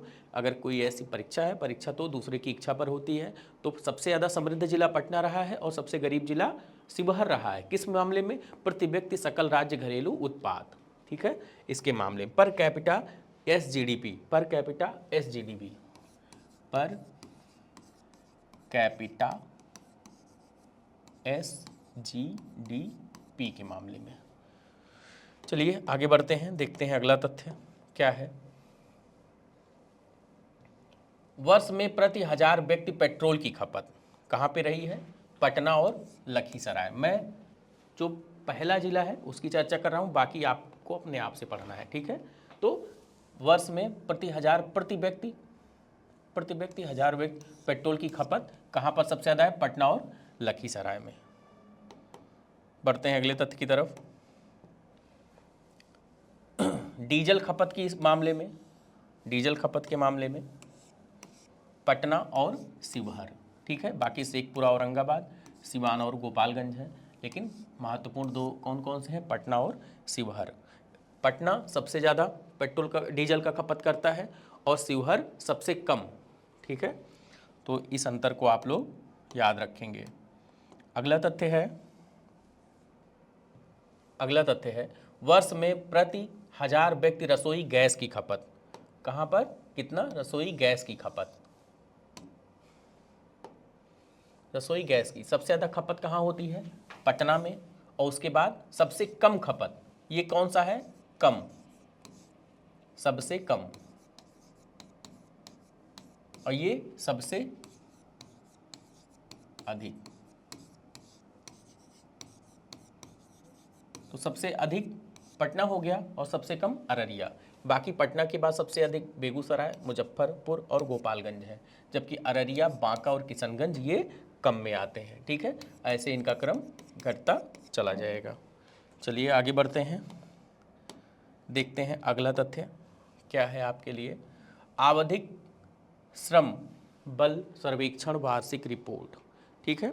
तो इसको कार्यक्रम कार्यान्वयन मंत्रालय के द्वारा इसको कंडक्ट किया जाता है। कौन? Ministry of statistics and programme implementation, वो इसको करती है। किन आधारों पर? 7 आधारों पर, 7 आधारों पर। ये आपका होमवर्क है कि इन 7 आधारों को आप लोग पढ़ेंगे, जिसके आधार पर आवधिक श्रम बल सर्वेक्षण किया जाता है। PLFS, PLFS। तो वार्षिक रिपोर्ट जो कि जुलाई 2023 और से जून 2024 के मध्य रही, इस पर हम लोग चर्चा करते हैं और देखते हैं कि इसके क्या परिणाम रहे हैं।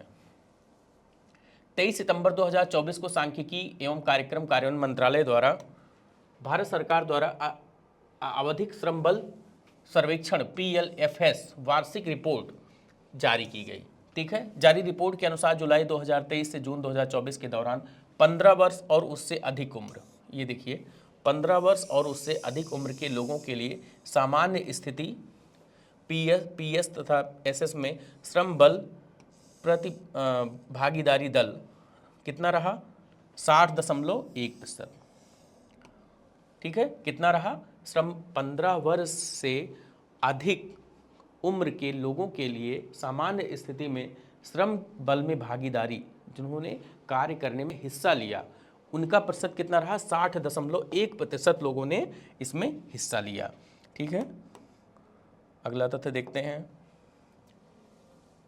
पुरुष और महिला के लिए यह क्रमशः पुरुष के लिए 60.1 में, पुरुष के लिए 78.8 और महिला 41.7%, ये उनका प्रतिशत रहा। अगला तथ्य है, सामान्य स्थिति में 15 वर्ष से अधिक उम्र की महिलाओं के लिए LFPR जुलाई 2022 और जून 2023 के दौरान 37% से बढ़कर जुलाई 23 और जून 2024 के दौरान 41.7% हो गया। ये किसके लिए रहा? महिलाओं के लिए। महिलाओं के लिए ये कहाँ पहले कितना था? 37 था। ये देखते हैं, थोड़ा सा इसको ध्यान से देखते हैं। ये 37 से बढ़ करके 41 हो गया, तो ये बड़ा परिवर्तन है। ठीक है, तो महिलाओं की भागीदारी श्रम बल में बढ़ रही है। ठीक है, तो इसका मतलब है कि सरकार की योजनाओं का परिणाम जो है वो मिल रहा है। आगे देखते हैं। सामान्य आयु वर्ग के पुरुषों के लिए सामान्य स्थिति LFPR समान समय और अवधि के दौरान 78.5% से बढ़कर 78.8% हो गई है, मतलब 0.3%। मतलब ठीक है, बड़ा अंतर नहीं आया है, बहुत प्रोत्साहित करने वाले आंकड़े नहीं हैं, लेकिन ठीक है। आगे बढ़ते हैं। सामान्य स्थिति में 15 वर्ष और अधिक उम्र के लोगों के लिए श्रमिक जनसंख्या अनुपात WPR, श्रमिक जनसंख्या में श्रमिकों का अनुपात कितना रहा? 58.2% था ये पहले। ठीक है, और पुरुष और महिलाओं के लिए क्रमशः 76.3 और 40.3। ये 76.3 क्या है? ये मेल के लिए है, और ये 40.3 क्या है? फीमेल के लिए है। आगे बढ़ते हैं। अगला तथ्य, जुलाई से जून 2023-24 में सभी उम्र के लोगों के लिए सामान्य स्थिति बेरोजगारी दर, सामान्य स्थिति बेरोजगारी के कई प्रकार होते हैं। सामान्य स्थिति बेरोजगारी होती है, साप्ताहिक बेरोजगारी होती है, और मौसमी बेरोजगारी होती है, प्रच्छन्न बेरोजगारी होती है। तो उसमें सामान्य स्थिति बेरोजगारी शिक्षित बेरोजगारी होती है। तो सामान्य स्थिति बेरोजगारी 3.2% रही। कितना? 3.2%। पुरुषों के लिए यह 3.2%, जबकि पुरुषों के लिए यही सेम जो औसत रहा यही रहा, और महिलाओं के लिए 3.1% रही। ठीक, बढ़ते हैं अगले तथ्य की तरफ। वर्ष 2023-24 में सभी उम्र के लोगों के संदर्भ में सामान्य स्थिति में सर्वाधिक बेरोजगारी गोवा में रही। इस तथ्य को आप लोग याद कर लेंगे। सभी उम्र के लोगों के संदर्भ में सामान्य स्थिति बेरोजगारी सर्वाधिक मात्रा में वो कहाँ रही? गोवा में, जो कि कितना रही? 8.5%। तथा सबसे कम मध्य प्रदेश 0.9, सबसे कम मध्य प्रदेश में 0.9। ये सामान्य स्थिति बेरोजगारी की बात है। उत्तर प्रदेश तथा बिहार दोनों के लिए बेरोजगारी दर 3%। कितना? ये तथ्य महत्वपूर्ण है, इसको आप लोग याद रखेंगे कि सामान्य स्थिति बेरोजगारी में बिहार की दर सामान्य स्थिति बेरोजगारी के संदर्भ में कितनी रही? तो वो कितना रही? 3%। ठीक है, उत्तर प्रदेश की कमोवेश 3% रही, तो बराबर ही स्थिति रही। लेकिन ये एक संयोग है, और संयोग जो होता है वो कभी नियम नहीं बनता, अपवाद कभी नियम नहीं होते हैं। आगे बढ़ते हैं। बिहार में शीर्ष स्रोत बिहार आर्थिक सर्वेक्षण 2024-25 से कुछ महत्वपूर्ण तथ्यों को हम लोगों ने छांटा है, और उसके बारे में आपसे चर्चा करना हम लोग मुनासिब समझते हैं। जिसमें है पहला, सर्वाधिक चावल उत्पादक वाले शीर्ष 3 जिले कौन कौन से हैं? सबसे ज़्यादा चावल का उत्पादन रोहतास में, ठीक है, उसके बाद बक्सर में और लखीसराय में। आप आंकड़े याद कर सकते हैं, पढ़ सकते हैं, थोड़ा सा गौर करेंगे तो याद है। वैसे सर ज़्यादातर पूछने की संभावना वो इस पे है, ठीक है। सर्वाधिक चावल उत्पादकता वाले शीर्ष जिले रोहतास के, ज़्यादा जरूरी हो तो आप रोहतास का याद कर लीजिए, 4649, ठीक है। बढ़ते हैं अगले तथ्य की तरफ।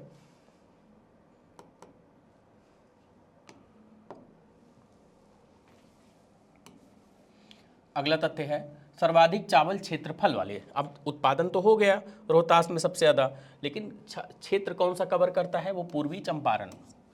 पूर्वी चंपारण 202.6 हजार हेक्टेयर। और लेकिन उत्पादन कहाँ पे? वहाँ पे रोहतास में हो रहा है। इसका मतलब है कि वहाँ पर प्रति हेक्टेयर उत्पादकता अधिक है। किससे? चंपारण से। तो सर्वाधिक क्षेत्रफल पूर्वी चंपारण, रोहतास और मधुबनी में है। सर्वाधिक चावल उत्पादन वाले शीर्ष 3 जिले, ये तो बता चुका हूँ, रोहतास, औरंगाबाद और कैमूर। बढ़ते हैं अगले फैक्ट की तरफ। बिहार की सकल चावल उत्पादकता 3062 किलोग्राम प्रति हेक्टेयर रही है, ठीक है, 3062 किलोग्राम प्रति हेक्टेयर। सर्वाधिक गेहूं उत्पादन में 3 जिले कौन कौन से हैं? बेगूसराय, सर्वाधिक उत्पादन 4012 किलोग्राम प्रति हेक्टेयर। फिर बेगूसराय के बाद लखीसराय और शिवहर, लेकिन बेगूसराय सर्वाधिक उत्पादन, ठीक है। प्रथम पे हम फोकस करने का ज़्यादा प्रयास करेंगे, बाकी पढ़ना तो सब है ही है। सर्वाधिक गेहूं क्षेत्रफल, अब इस उत्पादन के लिए क्षेत्रफल मुजफ्फरपुर, ठीक है, 120.7 हजार हेक्टेयर। पूर्वी चंपारण 115.6 और भोजपुर 113। अगला तथ्य देखते हैं। सर्वाधिक गेहूं उत्पादन वाले शीर्ष 3 जिले रोहतास,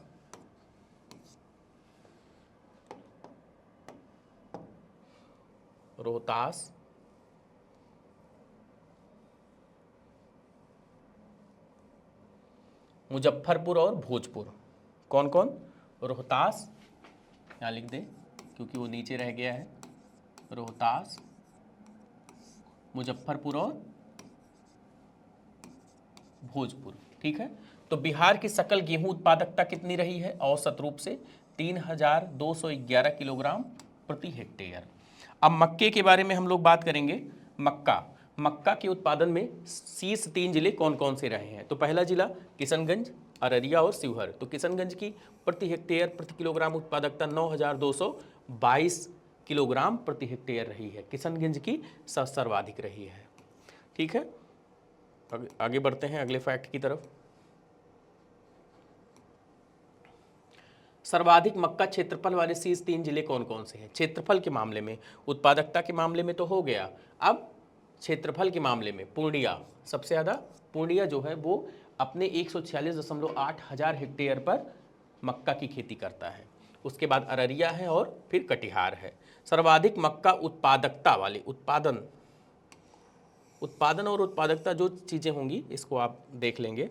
पूर्णिया है पहले नंबर पे, अररिया है और कटिहार। तो क्षेत्रफल के मामले में भी पूर्णिया है और उत्पादक के मामले में भी पूर्णिया है, दोनों में ही पूर्णिया है। बढ़ते हैं अगले तथ्य की तरफ। बिहार की सकल मक्का उत्पादकता 6138 किलोग्राम प्रति हेक्टेयर रही है। कितना? 6138 किलोग्राम प्रति हेक्टेयर। इसको आप याद कर लेंगे। मक्का जो कि प्रमुख उत्पादक है, बिहार में मक्का का बहुत ज़्यादा उत्पादन होता है, स्पेशली पूर्वी जिलों में ज़्यादा होता है।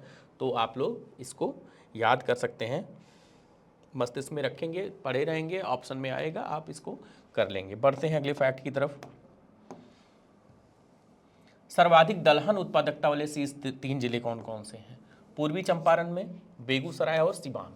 3 ऐसे जिले हैं जहां पर दलहन की उत्पादकता का मतलब प्रति हेक्टेयर क्षेत्र में सबसे ज़्यादा उत्पादन कहां पर होता है? तो पहला कौन सा है? पूर्वी चंपारण 1450, बेगूसराय 1309 और सिवान 1228। तो पूर्वी चंपारण ज़्यादा महत्वपूर्ण है, आप लोग इसको दिमाग में रखेंगे। अगला तथ्य है सर्वाधिक दलहन क्षेत्रफल कहाँ पे? पटना में, उसके बाद औरंगाबाद में और फिर सुपौल में। कितना पटना में 49.4 हजार हेक्टेयर, फिर औरंगाबाद में 39 और सुपौल में 34.2 हजार हेक्टेयर। बढ़ते हैं अगले फैक्ट की तरफ, देखते हैं आपके लिए क्या है। ये सब चीज़ें आपको अपने आप पढ़ना है, ठीक है। हम बस केवल एक रैंडमली एक चर्चा कर दे रहे हैं, इसको आप लोग स्वयं से पढ़ेंगे और कई बार पढ़ेंगे। पटना दलहन उत्पादन वाले 3 जिले, कौन से ऐसे 3 महत्वपूर्ण जिले हैं जहां पर दाल की उत्पादन सबसे ज़्यादा होता है? तो पटना में सबसे ज़्यादा होता है 12%, कुल का 48.8 या 12%। पूरे बिहार में जितनी दाल उत्पादन होती है उसका 12% अकेले पटना देता है। दरभंगा 7% और औरंगाबाद 6.7%। बिहार की सकल दलहन उत्पादकता वो 852 किलोग्राम प्रति हेक्टेयर है। कितना है? 852 किलोग्राम प्रति हेक्टेयर। आगे बढ़ते हैं, बिहार का सकल दलहन क्षेत्रफल कितना है? सकल दलहन क्षेत्रफल 468,000 प्रति हेक्टेयर। सकल दलहन उत्पादन कितना है? 398.6 हजार टन, ठीक है। अब ईख के विषय में बात करते हैं। ईख मतलब वही गन्ना, ठीक है, शुगर। सर्वाधिक उत्पादकता के मामले में बेगूसराय 97 टन प्रति हेक्टेयर। सबसे ज़्यादा कहाँ पर गन्ने का उत्पादन होता है? ईख का बेगूसराय। उसके बाद उत्पादकता सबसे ज़्यादा 97, फिर मधुबनी का और फिर गोपालगंज का। उसके बाद बिहार में गन्ना के सर्वाधिक उत्पादन वाले 3 जिले कौन से हैं? ये तो उत्पादकता थी प्रति टन प्रति हेक्टेयर, 98, 97 बेगूसराय में, मधुबनी में 84, गोपालगंज में 78। अब उत्पादन कहाँ पे होता है सबसे ज़्यादा? पश्चिमी चंपारण। देख रहे हैं कितना बड़ा आंकड़ा है, 1000, 10,000, लाख, 10 लाख, 96,67,773 टन पश्चिमी चंपारण में। उसके बाद में पूर्वी चंपारण में और फिर गोपालगंज में। तो ये तो इतना बड़ा आंकड़ा है कि अपने आप ही पश्चिमी चंपारण ही आपको याद रहेगा, ठीक है। तो फिर आगे बढ़ते हैं अगले फैक्ट की तरफ और देखते हैं कि क्या है। बिहार की सकल गन्ना उत्पादकता 67 टन प्रति हेक्टेयर है। कितना है? पूरे जिलों में सबका औसत निकालेंगे तो कितना आएगा? 67 टन प्रति हेक्टेयर। बिहार का सकल गन्ना उत्पादन 1,36,41,880 टन है, ठीक है।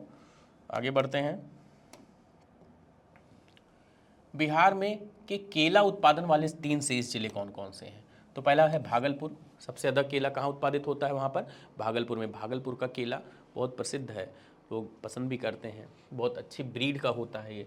भागलपुर, कटिहार और वैशाली। भागलपुर में कितना है? 244.98, लगभग 12%। पूरे बिहार की टोटल केले के उत्पादन का 12% जो है वो केवल भागलपुर से पैदा होता है। उसके बाद कटिहार में लगभग उतना ही 11.2 और फिर वैशाली में 8.3। अगला तथ्य हम लोग देखते हैं, बिहार के शीर्ष अमरूद उत्पादन, अमरूद के मामले में रोहतास, पटना और वैशाली। रोहतास, पटना और वैशाली। बढ़ते हैं अगले फैक्ट की तरफ।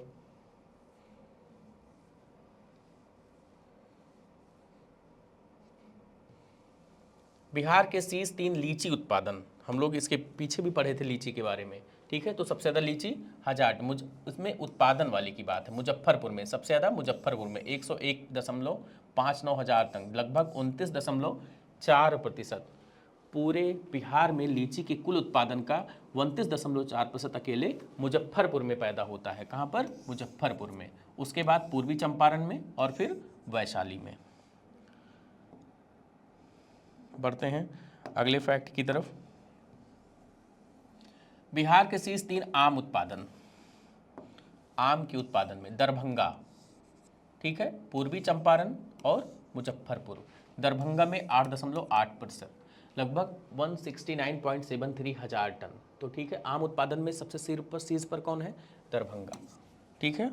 आगे बढ़ते हैं और देखते हैं अगला तथ्य आपके लिए।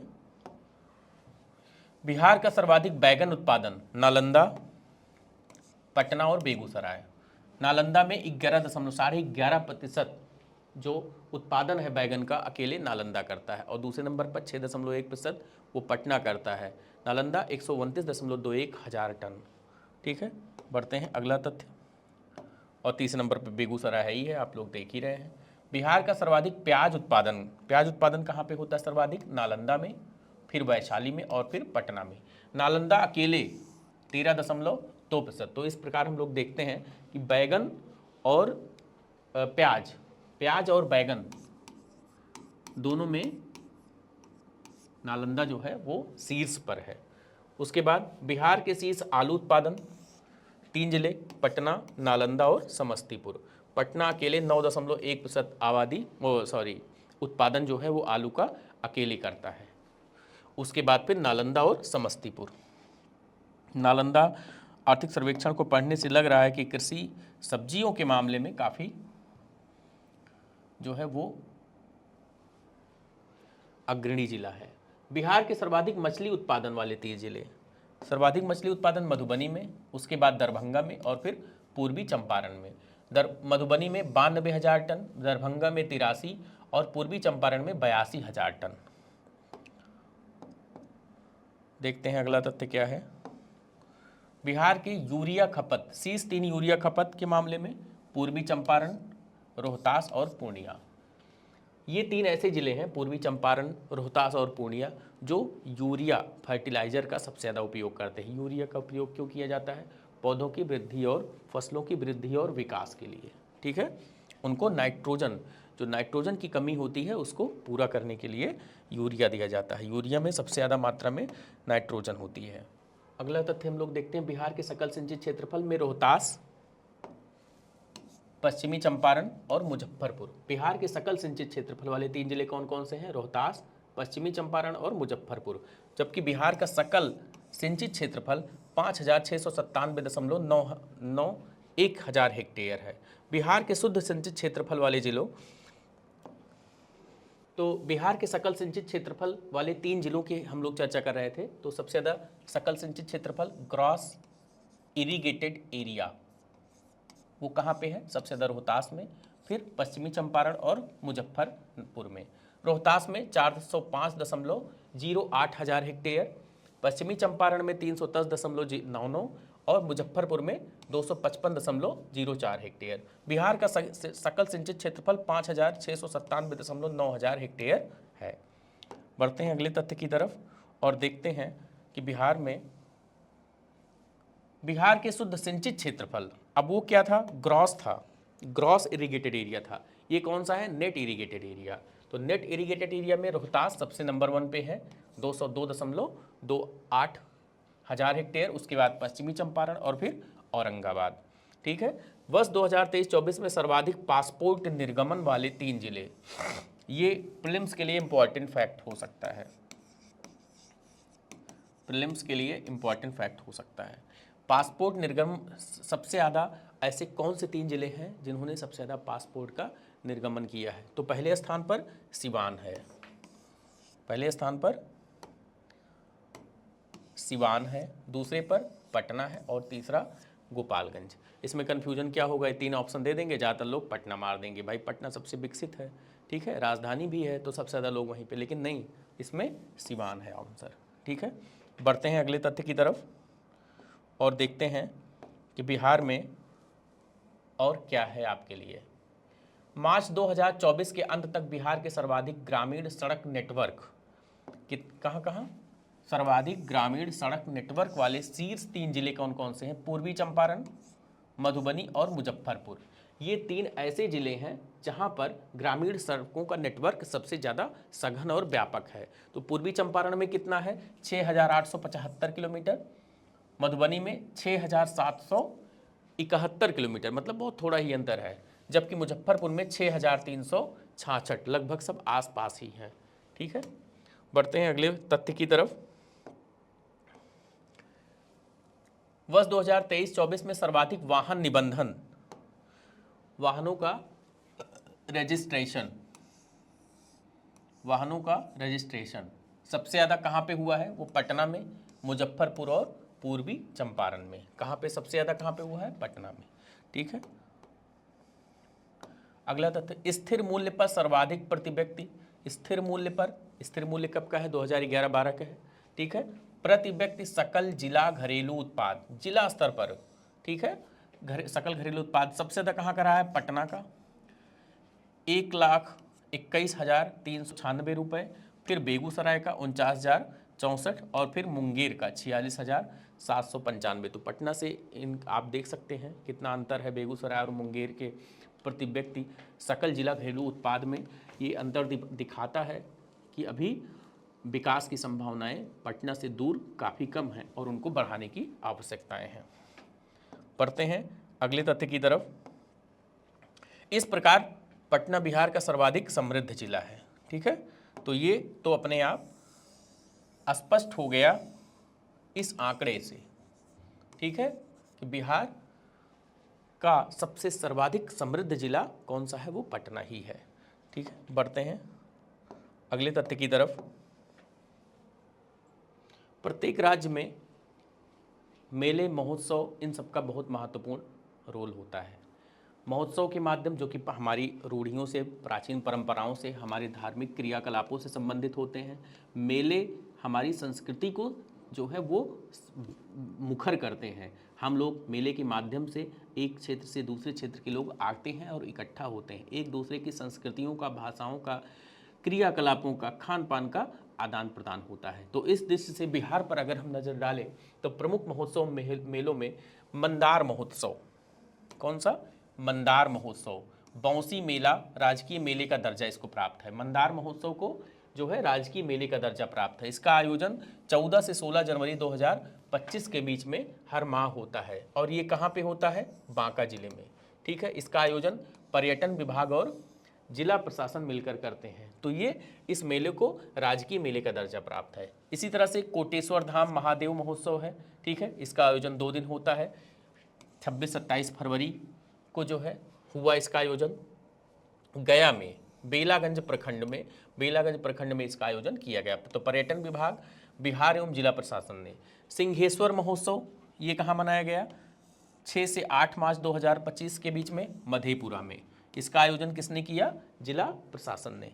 इसी तरह से देखेंगे कुंडलपुर राजकीय महोत्सव, ये भी देखिए राजकीय महोत्सव है।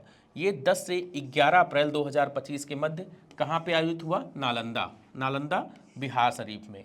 और इसका आयोजन किसने किया? जिला प्रशासन ने। इसी तरह से थावे महोत्सव है 7 से 8 अप्रैल 2025, गोपालगंज में इसका आयोजन हुआ और जिला प्रशासन और पर्यटन विभाग ने मिल करके इस मेले को पूर्ण किया। लक्षवाड़ महोत्सव 2025, ये 16 अप्रैल 2025 को इसका आयोजन हुआ। कहाँ पर हुआ? जमुई में। कहाँ पर? लक्षवाड़ महोत्सव का आयोजन कहाँ पे हुआ? जमुई में। पर्यटन विभाग पटना और जिला प्रशासन के सहयोग से इसको संपादित किया गया। आगे बढ़ते हैं। कुछ तथ्यों को अपने द्वारा लिखे हुए मिटाना पड़ता है। वैशाली महोत्सव 10 से 12 अप्रैल 2025, जिला वैशाली, बिहार सरकार, पर्यटन विभाग और जिला प्रशासन। बाबा परशुराम महोत्सव 2025 30 अप्रैल से 6 मई 2025 कहाँ आयोजित किया गया? पटना में। सामाजिक संगठन राज्य सहयोग से किया गया। सामाजिक संगठन राज्य सहयोग से। कौन सा? बाबा परशुराम महोत्सव। उसके बाद आम महोत्सव की थीम क्या है? पुराने बागों का जीर्णोद्धार, भावी पीढ़ियों को उपहार। इसको आप लोग याद करेंगे। ठीक है, ये थीम रही है आम महोत्सव की। पुराने बागों का जीर्णोद्धार, भावी पीढ़ियों का उपहार। भावी पीढ़ियों को उपहार है ये आम महोत्सव। 28 से 29 जून 2025 के मध्य इसका आयोजन किया गया ज्ञान भवन पटना में, कृषि विभाग के उद्यम निदेशालय के द्वारा। फिर वन महोत्सव जो कि एक राष्ट्रीय महोत्सव है, 2025 में 5 करोड़ पौधरोपण का लक्ष्य रखा गया। 14 जुलाई 2025 को इसका शुभारंभ हुआ और ये सभी जिलों में वन महोत्सव मनाया गया। और इसकी जो देख रेख किया, इसके संपादन का जो नोडल एजेंसी रही वो बिहार वन विभाग रहा। राजगीर महोत्सव 21 से 23 दिसंबर 2024 राजगीर कन्वेंशन सेंटर में नालंदा जिला प्रशासन के द्वारा और पर्यटन विभाग के द्वारा मिलकर के राजगीर महोत्सव को मनाया गया।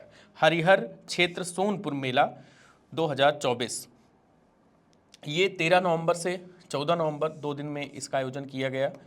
कहाँ पे? सोनपुर सारण में गंगा और गंडक नदी के संगम पर।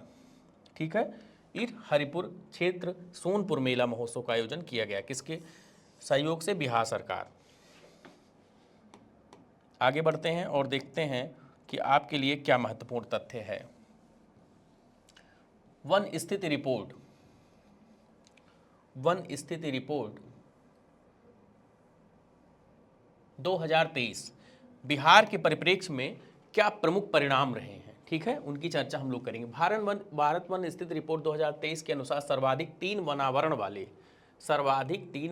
क्षेत्र वाले बिहार के जिले हैं कैमूर, भभुआ, उसका पहले नाम था, ठीक है, और पश्चिमी चंपारण और जमुई। तो ये 3 जिले ऐसे हैं जहां पर वनावरण सबसे अधिक है। न्यूनतम वनावरण वाले 3 जिले कौन से हैं? शेखपुरा, अरवल और बक्सर, यहाँ पर न्यूनतम वनावरण है। सर्वाधिक वनावरण प्रतिशत वाले बिहार के 3 जिले जो हैं वो भभुआ हैं। तो इसका मतलब क्या है कि वनावरण के मामले में भी भभुआ या कैमूर, और प्रतिशत के मामले में भी भभुआ और कैमूर। जमुई और मुंगेर ये दूसरे और तीसरे स्थान पे हैं। न्यूनतम वनावरण प्रतिशत के मामले में सबसे कम वनावरण का प्रतिशत कहाँ पे है? वो शेखपुरा, बक्सर और सिवान। हम लोग देख सकते हैं कि शेखपुरा में न्यूनतम वनावरण भी है और प्रतिशत के मामले में भी शेखपुरा कम है। आगे बढ़ते हैं, देखते हैं अगला तथ्य क्या है। वनावरण में शीर्ष 3 जिले कौन कौन से हैं? पहला जिला है अति सघन वन के मामले में शीर्ष पर है पश्चिमी चंपारण, क्षेत्रफल 303.78 वर्ग किलोमीटर, ठीक है, 303.78 वर्ग किलोमीटर।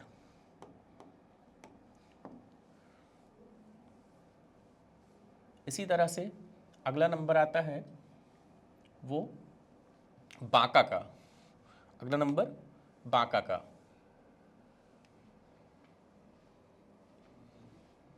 नहीं, सॉरी, बस एक सेकेंड आप लोग पेशेंस रखेंगे और हम लोग वनों के क्षेत्रफल 2000, ये अति सघन वन, बिहार में अति सघन वन कितने रहे हैं? अति सघन वन 387.0, मतलब 387 वर्ग किलोमीटर अति सघन वन रहा है, ठीक है। तो ये आपकी परीक्षा के दृष्टिकोण से, प्रीलिम्स की परीक्षा के दृष्टिकोण से इम्पॉर्टेंट फैक्ट है। अति सघन वन 387 वर्ग किलोमीटर, मध्यम सघन वन 3284.21 वर्ग किलोमीटर, और खुले वन कितने हैं? 3861.21 किलोमीटर, 24 किलोमीटर। अब ये आपको देखना है कि अगर इसमें आपको क्रम लगाने के लिए आ जाए तो सबसे ज़्यादा खुला वन पे है 3861.24 वर्ग किलोमीटर। उसके नंबर 2 पे कौन सा है? मध्यम सघन वन 3284.21 वर्ग किलोमीटर, और अति सघन वन तीसरे नंबर पर है 387 वर्ग किलोमीटर, ठीक है। वनावरण के मामले में क्षेत्रफल, कुल क्षेत्रफल 7532.45 वर्ग किलोमीटर टोटल क्षेत्रफल वनावरण का बिहार राज्य में रहा है। कुल भौगोलिक क्षेत्रफल का ये कितना है? 8%। ये कुल भौगोलिक क्षेत्रफल का 8%। तो प्रीलिम्स के दृष्टि से ये भी महत्वपूर्ण तथ्य है, ठीक है। इसको आप लोग अपने मस्तिष्क में रख लेंगे और परीक्षा की घड़ियों में आप लोग इस पर कार्य करेंगे। इसी के साथ अपनी चर्चा को विराम दूंगा। लेक्चर काफ़ी बड़ा हो गया है, लेकिन ये आपके लिए फ्रूटफुल है और इसके लिए आप लोग बहुत ही सतर्कता के साथ इसको आप देखेंगे। ये आपको मस्तिष्क में लेक्चर से ही 80% 85% चीज़ें आपके दिमाग में रहेंगी और आप उनको आप ट्रिक कर लेंगे, ठीक है। बहुत बहुत धन्यवाद इतना समय देने के लिए, इतना सुनने के लिए। फिर मिलेंगे आपसे अगली चर्चा में। धन्यवाद।